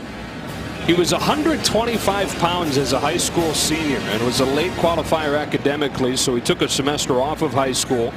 Paid his way through a year at JUCO ball by working at Six Flags as a ride operator. Had a huge year at College of the Canyons and then chose Oklahoma over West Virginia. Has really come on as this year has gone on. On 2nd and 7, Mayfield looks to throw. In trouble, gets rid of it, incomplete. Wanted Brown, but behind him. Mayfield actually had Brown earlier in the route. Unfortunately, because he had to move in the pocket, then end up having to find a separate window, but you're going to see him work to the inside. See right there, once he gets past Ty Summers, but Mayfield had to pull it down, move in the pocket at that point in time. Made it much more difficult for him to get an accurate pass. TCU desperate to get off of the field here. Down 3 scores, running out of time. 5:35 left, third quarter. Empty it out, bring Flowers into the game. TCU bringing pressure. Mayfield off his back foot. Wants CeeDee Lamb, but it's over his head, and it's 4th down. Ty Summers, the man that applied the most pressure. TCU elected to force the issue. Get the ball out of Mayfield's hands. Watch the pressure off the edge. You're going to see Flowers right here. He's going to kind of bluff the edge and watch how he releases. And he would have been wide open. No one was responsible for him. Missed opportunity there for Oklahoma. And now the first punt for Oklahoma today. They didn't punt until late against West Virginia last week. Austin Seibert handles all the kicking duties for the Sooners. This one, wow. Jordan Thomas, a much maligned season at corner, makes a fantastic special teams play to bat that thing back inside the goal line. The senior out of Klein, Texas. Watch this. The focus and concentration. It's one thing if you're down there as a punt return, it's hard enough to catch it. But as one of the gunners running down to try to down it, typically you don't see cornerbacks with those sorts of ball skills. No, yeah. And how about the punt by Seibert? And you mentioned it, you know, he was one of the best cornerbacks in the Big 12 last year. Came into this year, battled through a little bit of injuries. He hasn't played as well as he has in the past. Good to see the senior with a nice play here in the Big 12 championship game. So TCU starts from its own 4.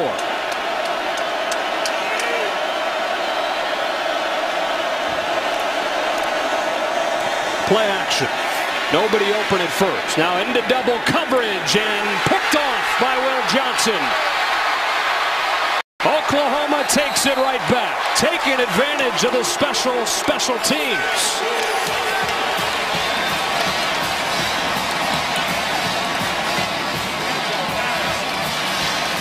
And these are just the back-breaking decisions that you cannot make. He's going to eye up the quarterback the entire time. And this play-action fake and the entire play just took so long to develop that it allowed Will Johnson to get his 2nd interception of the season. Get the awareness, too, to get his feet down, go up and get the additional yards. The 5th-year senior out of Baltimore, Maryland.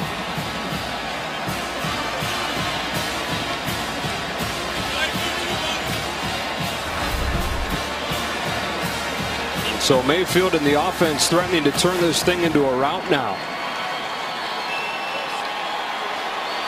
John Diar's had no chance. And it's 1st down for Oklahoma at the TCU 17. We've seen Mark Andrews, the man who's been targeted so many times. One of 2 things is going to happen. I think they want to, one, try to run the football. But I wouldn't be shocked either if Dimitri Flowers didn't get involved. He's been good so far today, and some of their pass pros, some of the running. The ruling on the field is confirmed. Interception, first down. So after saying they were going to take a look, it's confirmed. Sam Johnson got a foot down. Seemed pretty definitive. Yeah. It's good here. It's good here even on Sundays. Yeah, it is.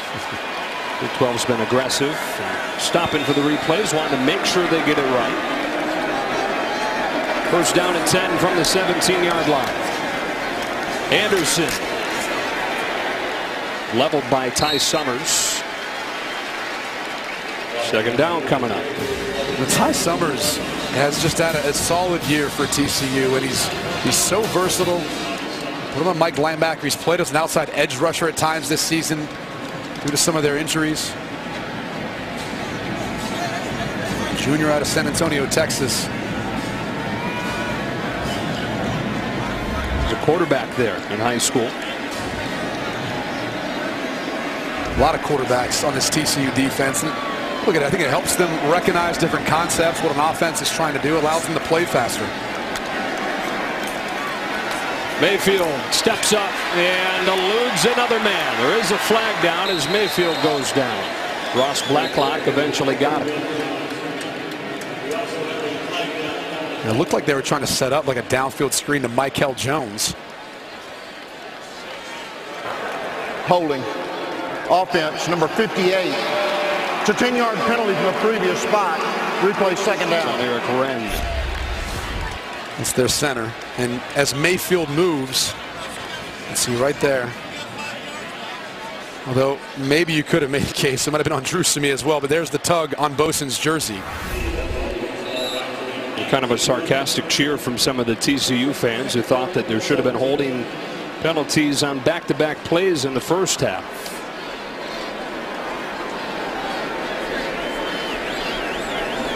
When's CeeDee Lamb going to show up to the party? Yeah. He's been working against Anthony Tejada. First team all Big 12. Better cornerbacks in this conference. Anderson blown up in the backfield by Matt Bosan. First team all conference in his first year as a starter for the Horned Frogs. What a game last week for him, huh? Man. 5.5 sacks versus Baylor. It's a half sack shy of the NCAA record. They're going to need him here on third down. The Oklahoma coaching staff talked about him before the game, saying he's just relentless. The guy never gives up on plays. He's the type of guy you got to bring your lunch pail for, you know. He'll be there all day.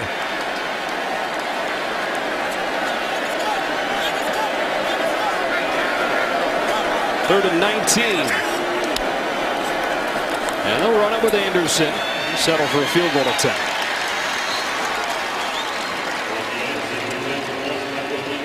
And that's a good stop by the TCU defense. Now it came via a little bit of help getting a penalty, but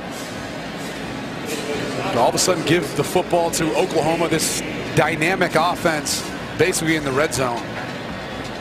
You'll settle for a field goal. Seibert's made one and missed one today. Made from 41, missed from 43 to snap a string of 12 makes in a row. In fact, it was his first miss since the Iowa State loss in early October.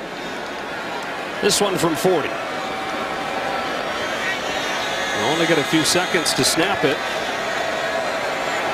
That is a delay, unless Lincoln Riley got a timeout. I think he did. He is hot. Prior to the delay of game, timeout, Oklahoma. Mild-mannered guy from Muleshoe, Texas. He can still light a fire when he needs to.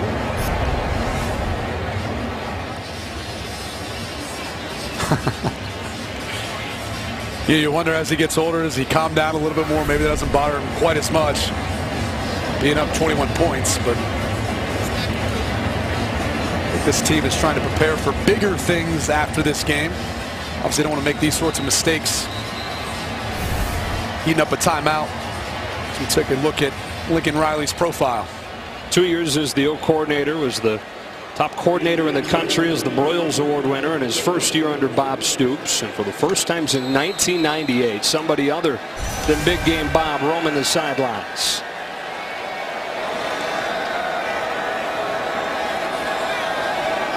Hybrid from 40.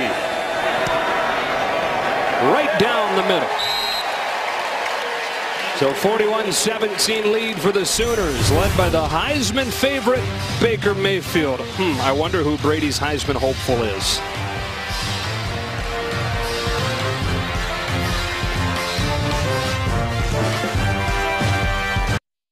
I have an hour's worth of energy. Third quarter just like the first quarter. 17 for Oklahoma, nothing for TCU. Joe Davis, Brady Quinn, Bruce Feldman, Petros Papadakis, and Mike Pereira. Kenny Hill's going to get back on track. 3 of 8 for 51 yards and interception since the half. A touchback, and Hill in the offense will start at the 25. We talked about it going to break. Heisman discussion. There isn't much of one at this point, is there? Yeah, you said hopeful. There's no hopeful about it. I mean, I think it's Baker Mayfield's at this point. There's no doubt the way he's played this season. I got Mayfield as number 1. What Bryce Love has been able to battle through with an ankle injury for half the season and still putting up so much production for Stanford, he's number 2. And Saquon Barkley, obviously limited the second half of the year, but I think this is going to look very similar to Bruce. Bruce? Actually, Brady is not. Yes, I agree. Baker's running away with the Heisman. The one thing that's interesting for me is who's going to be third. I got Bryce Love second. As much as I love Saquon Barkley, and you know I do. He does. If Kerryon Johnson has a big game today, or if Jonathan Taylor runs all over Ohio State, they could get in my third spot. Okay. Emmanuel Beal stopping Desmond White. Yeah, you see Bruce always hedging. Always hedging with his Heisman. Big fan of those big calves of Saquon Barkley's, Bruce is. That guy's got the Adonis effect, man. Walks out in the field. I don't know how high that booth was in East Lansing, but you could point out without a jersey, nothing. You could tell exactly who Saquon Barkley was. Let's take a look at Kenny Hill in the first half and second half. Look, this has kind of been the story of his career. There's times when he's unbelievable, and there's times when he's struggled. Desmond White dances to the outside, gets around Trey Norwood, and ushered out of bounds a few yards short. Third down. Trey Norwood, the true freshman from Fort Smith, Arkansas. What a job he's done stepping in. Jordan Parker out, and Jordan Thomas not having a great year. He's missed some time with injury. He had to step up, and he has. You know, last time these teams played, Oklahoma started 3 true freshmen in the secondary. Trey Brown at the other corner, Robert Barnes at a safety. He's only got 7 pass breakups, which that means he's getting tested, but he's answering the call. Option on 3rd and short. Hill will cut it upfield for a first down. Oklahoma's pass defense much better the last couple weeks. Of Kansas and West Virginia, both to less than 140, but there have been some ugly games. And let's face it, it's rough trying to defend the pass in the Big 12. But they gave up 463 to Baylor, 368 in the loss against Iowa State, 448 in Bedlam. Today, 217 for Kenny Hill and the Horned Frogs. They're on sideline. John Diar's on the money for a first down.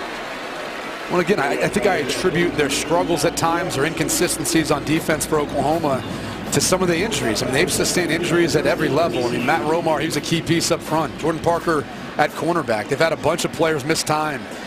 You know, when Chance Sylvie came in and versus Iowa State, I mean, he struggled. I mean, and that's going to be expected when you've got a young player who's only a sophomore, hasn't played a ton of football. These offenses in the Big 12 put so much pressure on you defensively, not only just to get lined up, but a lot of times you play on islands, plays are extended, cover guys longer. It's tough duty. Mike Stoops is a popular guy for Oklahoma fans to point at when things go wrong for the defense, but this guy's doing a heck of a job when you consider the things that he's gone through, the injuries they've had, and what you're facing week in and week out. You look at their conference rankings in defensive stats, they're in the top half in just about everything. Kyle Hicks brought down by Emmanuel Beal. Emmanuel Beal was there, but Parnell Motley came flying up at the cornerback position to set the edge and basically turn back Hicks to Beal. Can't say enough about this young man, the way he's played so far today. Brings his third quarter to a close. Oklahoma with a repeat of the first quarter, taking control of this Big 12 championship game and sending us to the fourth.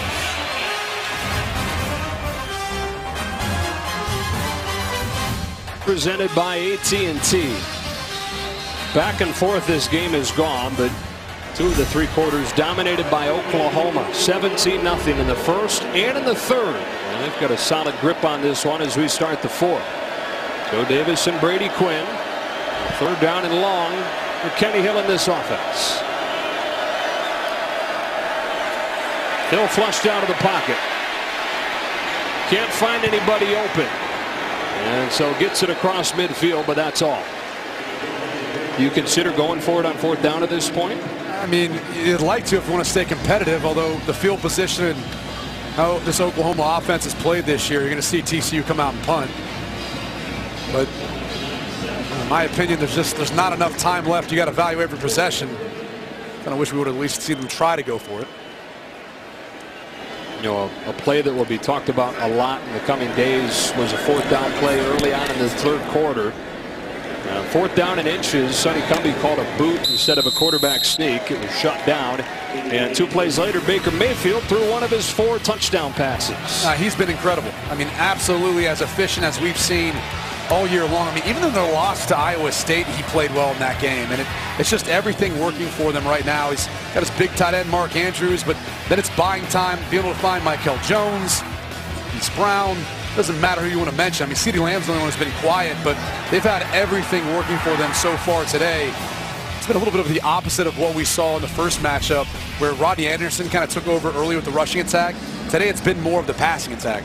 And Baker Mayfield now tied 2nd all-time with Dan Lefevre of Central Michigan, 150 touchdowns. Case Keenum comfortably in control of that record.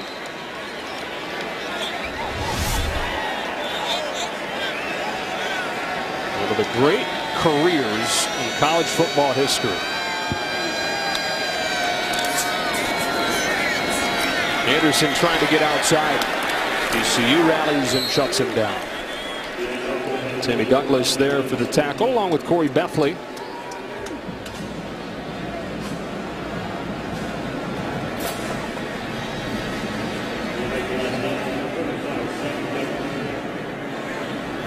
This TCU defense is more complicated than you see in college football. A lot of different moving parts and communication going on. Their front 4, front 5, they have one call. The back end has another call, and then they divide the field by field and boundary for their call.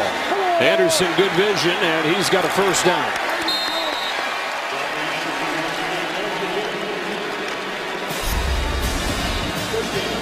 This is the dominance of this Oklahoma offensive line. It's just a simple zone scheme, inside zone, meaning they're working on their double teams up to the 2nd level, trying to get some movement, and allowing Rodney Anderson the freedom to be able to find the hole, but dramatically different from what we saw them do versus TCU in their first matchup, where it was more gap schemes. And a gap scheme is essentially just attacking a particular gap.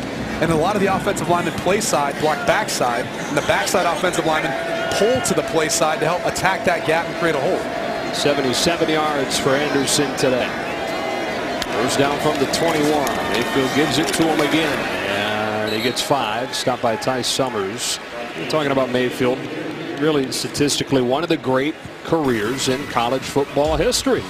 For a guy who started at Lake Travis High School outside Austin, had just one FBS offer. It was to Washington State, so he decided to walk on at Texas Tech.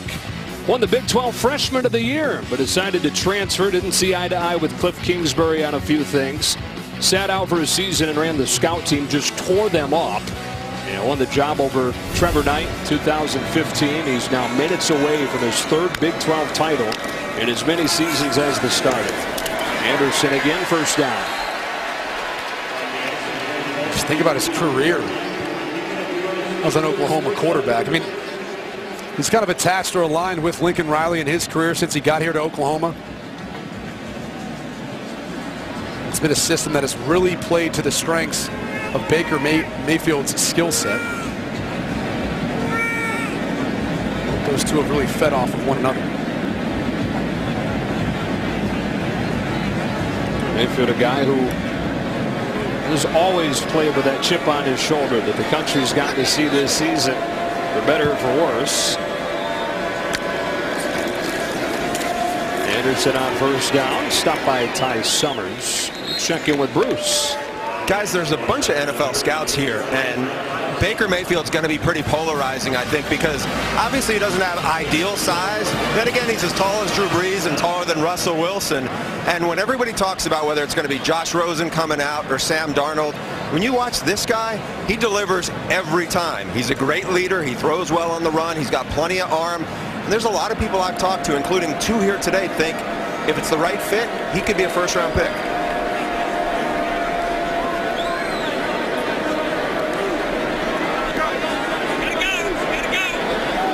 Ready for this 2nd and 7. Heavy dose of Anderson here. Not much there. And following up on that conversation, Bruce said it. Look at situation, circumstance. I think it's got to be the right offensive, system and fit. But you look at the qualities that he has. I mean, look, he's got a lot of mobility. You've got to have that at the NFL level nowadays. He's incredibly accurate, not just from the pocket, but even on the run. And that's not something that's easy to teach. I mean, if you don't have it by now, it's hard to develop that. And I think he makes everyone else around him better. I mean, you look at this group of wide receivers and pass catchers coming into this year, dramatic difference from the production they had last year. Throws this one incomplete, and they'll bring the punt team out with the pressure from L.J. Collier. The polarizing part is going to be, some of that edginess, some of the things that we've seen him do, whether it's outside of, football or on the sidelines like we saw in Lawrence, Kansas. And to be quite honest, I hate admitting this, but some people might not mind it as much as others. I mean, others might not want that as their franchise quarterback, and others might say, you know what, I don't mind it. This is a fiery guy. I know what I'm drafting. I know what I'm getting in Baker Mayfield, and I know what I'm signing up for. But if teams tell him he's too small, it won't be the first time.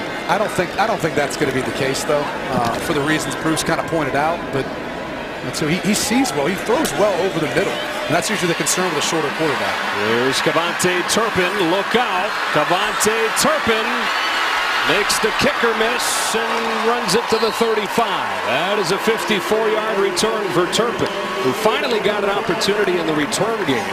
Seibert's limited him in kickoffs with a bunch of touchbacks. He averages 14 yards a punt return for the season. I think the thing that sticks out most is his ability to make people miss, and then it's the speed. I mean, defenders have an incredibly hard time of being able to take angles on him because of how good he is at getting to the edge and just exploding to the outside. Surprised Seibert even got a hand on him. 4 return touchdowns in Turpin's career. This, by the way, is still a 3-score game. 24. You need 3 touchdowns and 3 2-point conversions. It's on the mind of Kenny Hill and the Horned Frogs with 10:29 left. Knocked down. Hill catches it and gets a yard. Help the old completion percentage. Yeah, that's one where you really rather just bat it down. Is it worth just getting a yard? Oh, man. It's fine. It's just your natural reaction. You can't help it. E.J. Warren does a good job getting his hands up. That's what you're coached to do if you can't get there in time. But you can't help it. I mean, you'd rather someone not intercepted, but at that point, just hit it down on the ground. Your instincts ever take over and give yourself a reception like that? Oh, of course. Yeah. It's the worst. Because then your next reaction is, oh crap, now I got to run the football. Right. Look where I am, right with the trees. Jalen Reagor, there's a flag down. Desmond White's going to get called for a penalty.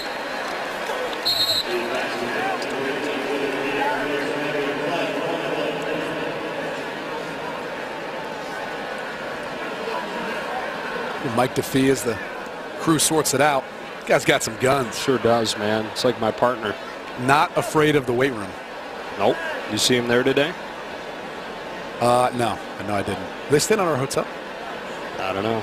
I'm always just exposing the fact you didn't get in there today. I bet Mike did. He sorted out. Is there a better crew to have in case there was some bad blood, potential fighting? No, yeah. Mike DeFee, his crew. Start throwing bows. Look out. Personal foul. It'll go blocked below the waist. Offense number 10. 15-yard penalty. Replay 2nd down. Mike Pereira, what do you see on this one? That's a good call, Joe. What you have is you have a block back toward the ball below the waist before the ball gets clearly beyond the line of scrimmage. You'll see him turn back, block toward the inside. Ball still at the line of scrimmage. That's what makes that illegal. Had the ball been beyond the line, the block would have been fine. The best in the business. So glad Mike's here today. It's so cool, isn't it? Oh my gosh. Although we instantly become the second and third best dressed in the booth.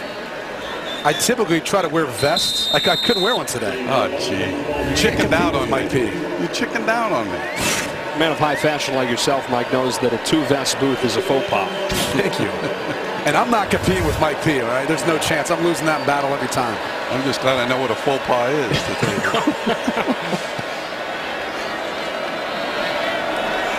Second down, quarter of the field. Try to get a little bit back. Kyle Hicks for 5.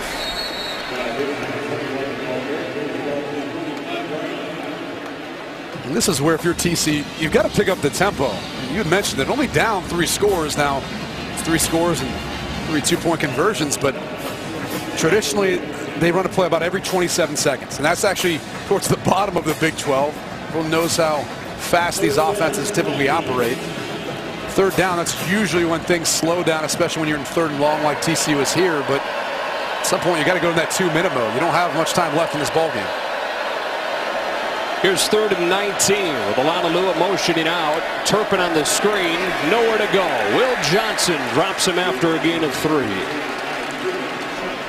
What a day Will Johnson's had. I mean, he's been all over the field, not only in the run game, but coming up to make stops on some of these screens in the pass game. 8 tackles to go along with that interception. I said it earlier, smartest player in this secondary for Oklahoma. Helps get everyone lined up. Mike Stoops has so much confidence in him. Relying on him to make sure everyone's in the right place. TCU on 4th and 17. They're waving the proverbial white flag here. Sending it away with Nunez. TCU unable to do what Oklahoma did successfully earlier in this half. That's a touchback. Baker Mayfield and the Sooners minutes away from probably punching that ticket to the college football playoff.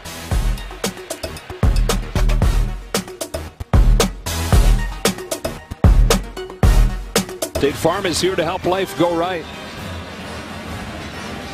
Back in the Metroplex. Arlington, Texas. Boy, what a scene this is for the Big 12 championship game. I'm glad it's back. I know there's been some conversation that this had the potential to play out the Big 12 champion because they have to play the additional game, and it looks like Oklahoma would have been a shoo-in if they didn't have to play. But Trey Sermon on 1st down. You know, there's years like in 2014, right? The first year we had the playoff where there was co-champions. And then they didn't have that playoff game to determine that. And maybe the College Football Playoff Committee that year had a hard time determining between the two, so they didn't take either. So when it comes down to it, I think it's always better to have that 13th game. To be quite honest, I don't know how you couldn't say that the Big 12 has a more truer champion than any conference, because they all play each other, and then the top 2 teams score off again in the Big 12 championship. Tell me what other conference in the Power 5 is doing that. You're right, though. Kind of darned if you do, darned if you don't.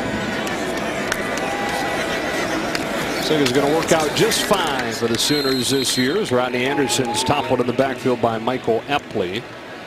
This would be an 8th Big 12 conference tournament or conference championship. It'd be an 11th overall title. And that is far and away the most of anybody. See Nebraska on there. Breaking news. Just hired Scott Frost. Ah. How about that? Bruce, what do you know about coaching carousel? You haven't followed that at all this week, have you? Yeah, it's been a busy week, Joe. Earlier in the day, we had reported that Nebraska's telling some of the recruits they've already got Scott Frost is going to be coming. 90% of his staff is in place. It's go time for the Huskers, and it's a really lucrative deal for Scott Frost, who was going to have some really good options if he decided not to come home to Lincoln, Nebraska. Trey Sermon again for 6. What do you think? I love it. You know, look, he's one of those young, up-and-coming coaches that I think he brings the energy, knows how to recruit. He can implement an offensive style and system that will be conducive to Nebraska being competitive again. So, and look, I think it's big, too, when you bring in a guy who's a former player there. He understands what it means to the people locally, but obviously understands, too, what it means to the players who are coming there and how they can really develop as a young man as they continue their football career, whether it's in Nebraska or on into the NFL. Sermon, good patience, good strength. 1st down into TCU territory. 18 yards for the true freshman out of Georgia. And he is a load, 6 foot, 222 pounds. See why early on this season they tried to get Trey Sermon a bunch of touches. In fact, they even let him throw the football at times. He's got a halfback pass in there. It's just a stacked group of talented, skilled players at Oklahoma. Can anybody slow these guys down?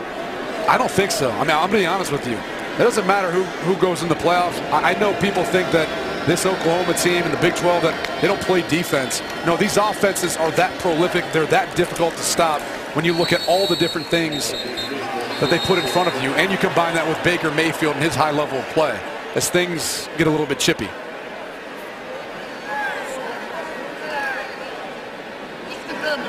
And credit to Mike DeFee and this crew, though, as you see him laying the law down.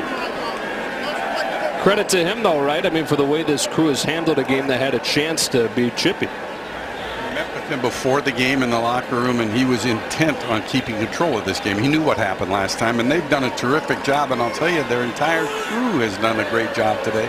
So was replay. We've only had one review on a really necessary one, so a really complimentary effort by the officials. Mike, how do you get through security with those guns? I mean, how do they let that happen here? Well, you know, he works hard at it, and you know, it's like I calculate, but I think he takes so much pride in this that, you know, and it really shows in the leadership of his crew. I have to tell you, this is the first time in Big 12 championship history that they brought a whole crew that worked together all year. And to me, their performance today, I think it showed. In the past, it used to be all-stars. All-stars. It was all-stars versus a crew that had worked 11 games together. When you do that, you know your strengths, you know your weaknesses, you cover for each other. Terrific job.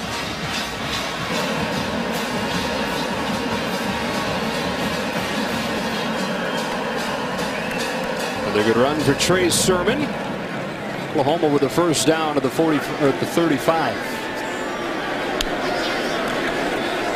Sermon again. Punishing run across the 30.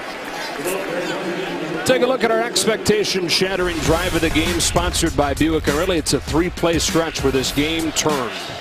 Yeah, they at the 4th and inches, and instead of just running a quarterback sneak, they try a naked boot, and Oklahoma, the ensuing drive, is able to capitalize with a big touchdown pass to Hollywood Brown. And I say turn, but really that's when the thing was put on ice. You know, Oklahoma had a 2-score lead at that point.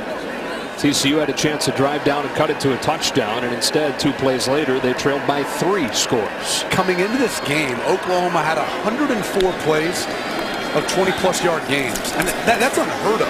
And this offense is almost averaging like 9 yards on gained first downs. I mean, it's ridiculous to think what they've been able to accomplish this year. And even when you take into account having to play TCU, the best defense in the Big 12, twice.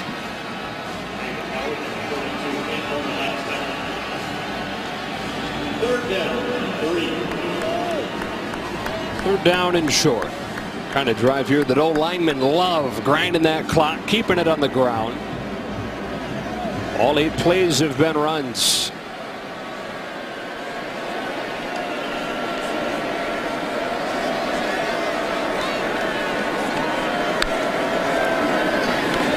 Sermon again.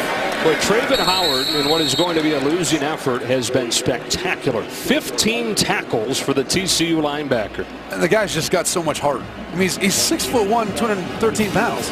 That's the size of most safeties. He's played linebacker the entire year. He's a tackling machine. He's incredibly athletic, a sideline-to-sideline guy chasing down the football. I mean, you can't say enough about the season that he's had, really what he's meant to this TCU defense since he got to Fort Worth. 4 tackles than anybody else under Gary Patterson. 4th down and 1. They keep the offense out there. Hand it to Sermon for a first down.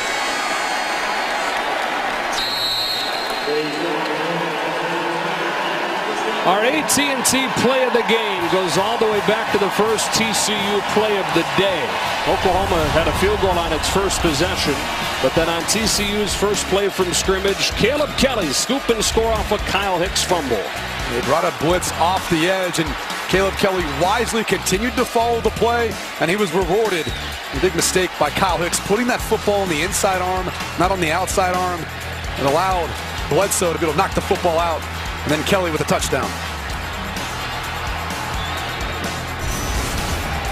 And Lincoln Riley doused is the first coach, the youngest coach to take his team to a conference championship game. Only coach ever to do that in his first season. Offense. 5-yard penalty, first down. And now he's going to win it. And think about Bob Stoops in his career at Oklahoma. Won a national championship in his second year. But Lincoln Riley win it in his first year. You know, he'll be only the 5th coach in FBS history to get 12 wins in a debut season and a chance at 2 more in the playoff. Chris Peterson, Tom Herman, Larry Coker, Brett Bielema, the group that he joins as they start to run the clock out.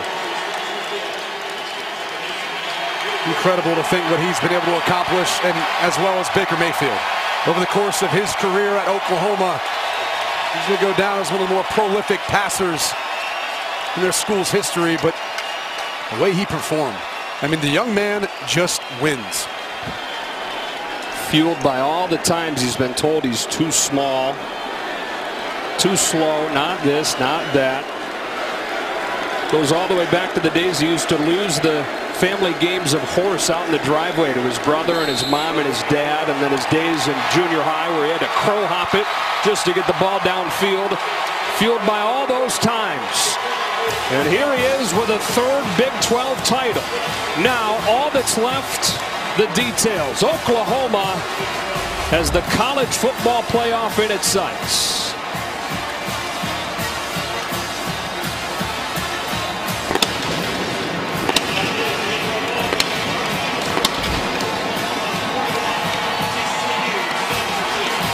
And for TCU, it may feel like a disappointing season, but coming from where they were just a year ago, a dramatic improvement. This is a team that's still got some youth. They're going to be a team to look out for in the future. But obviously, heartbreak and disappointment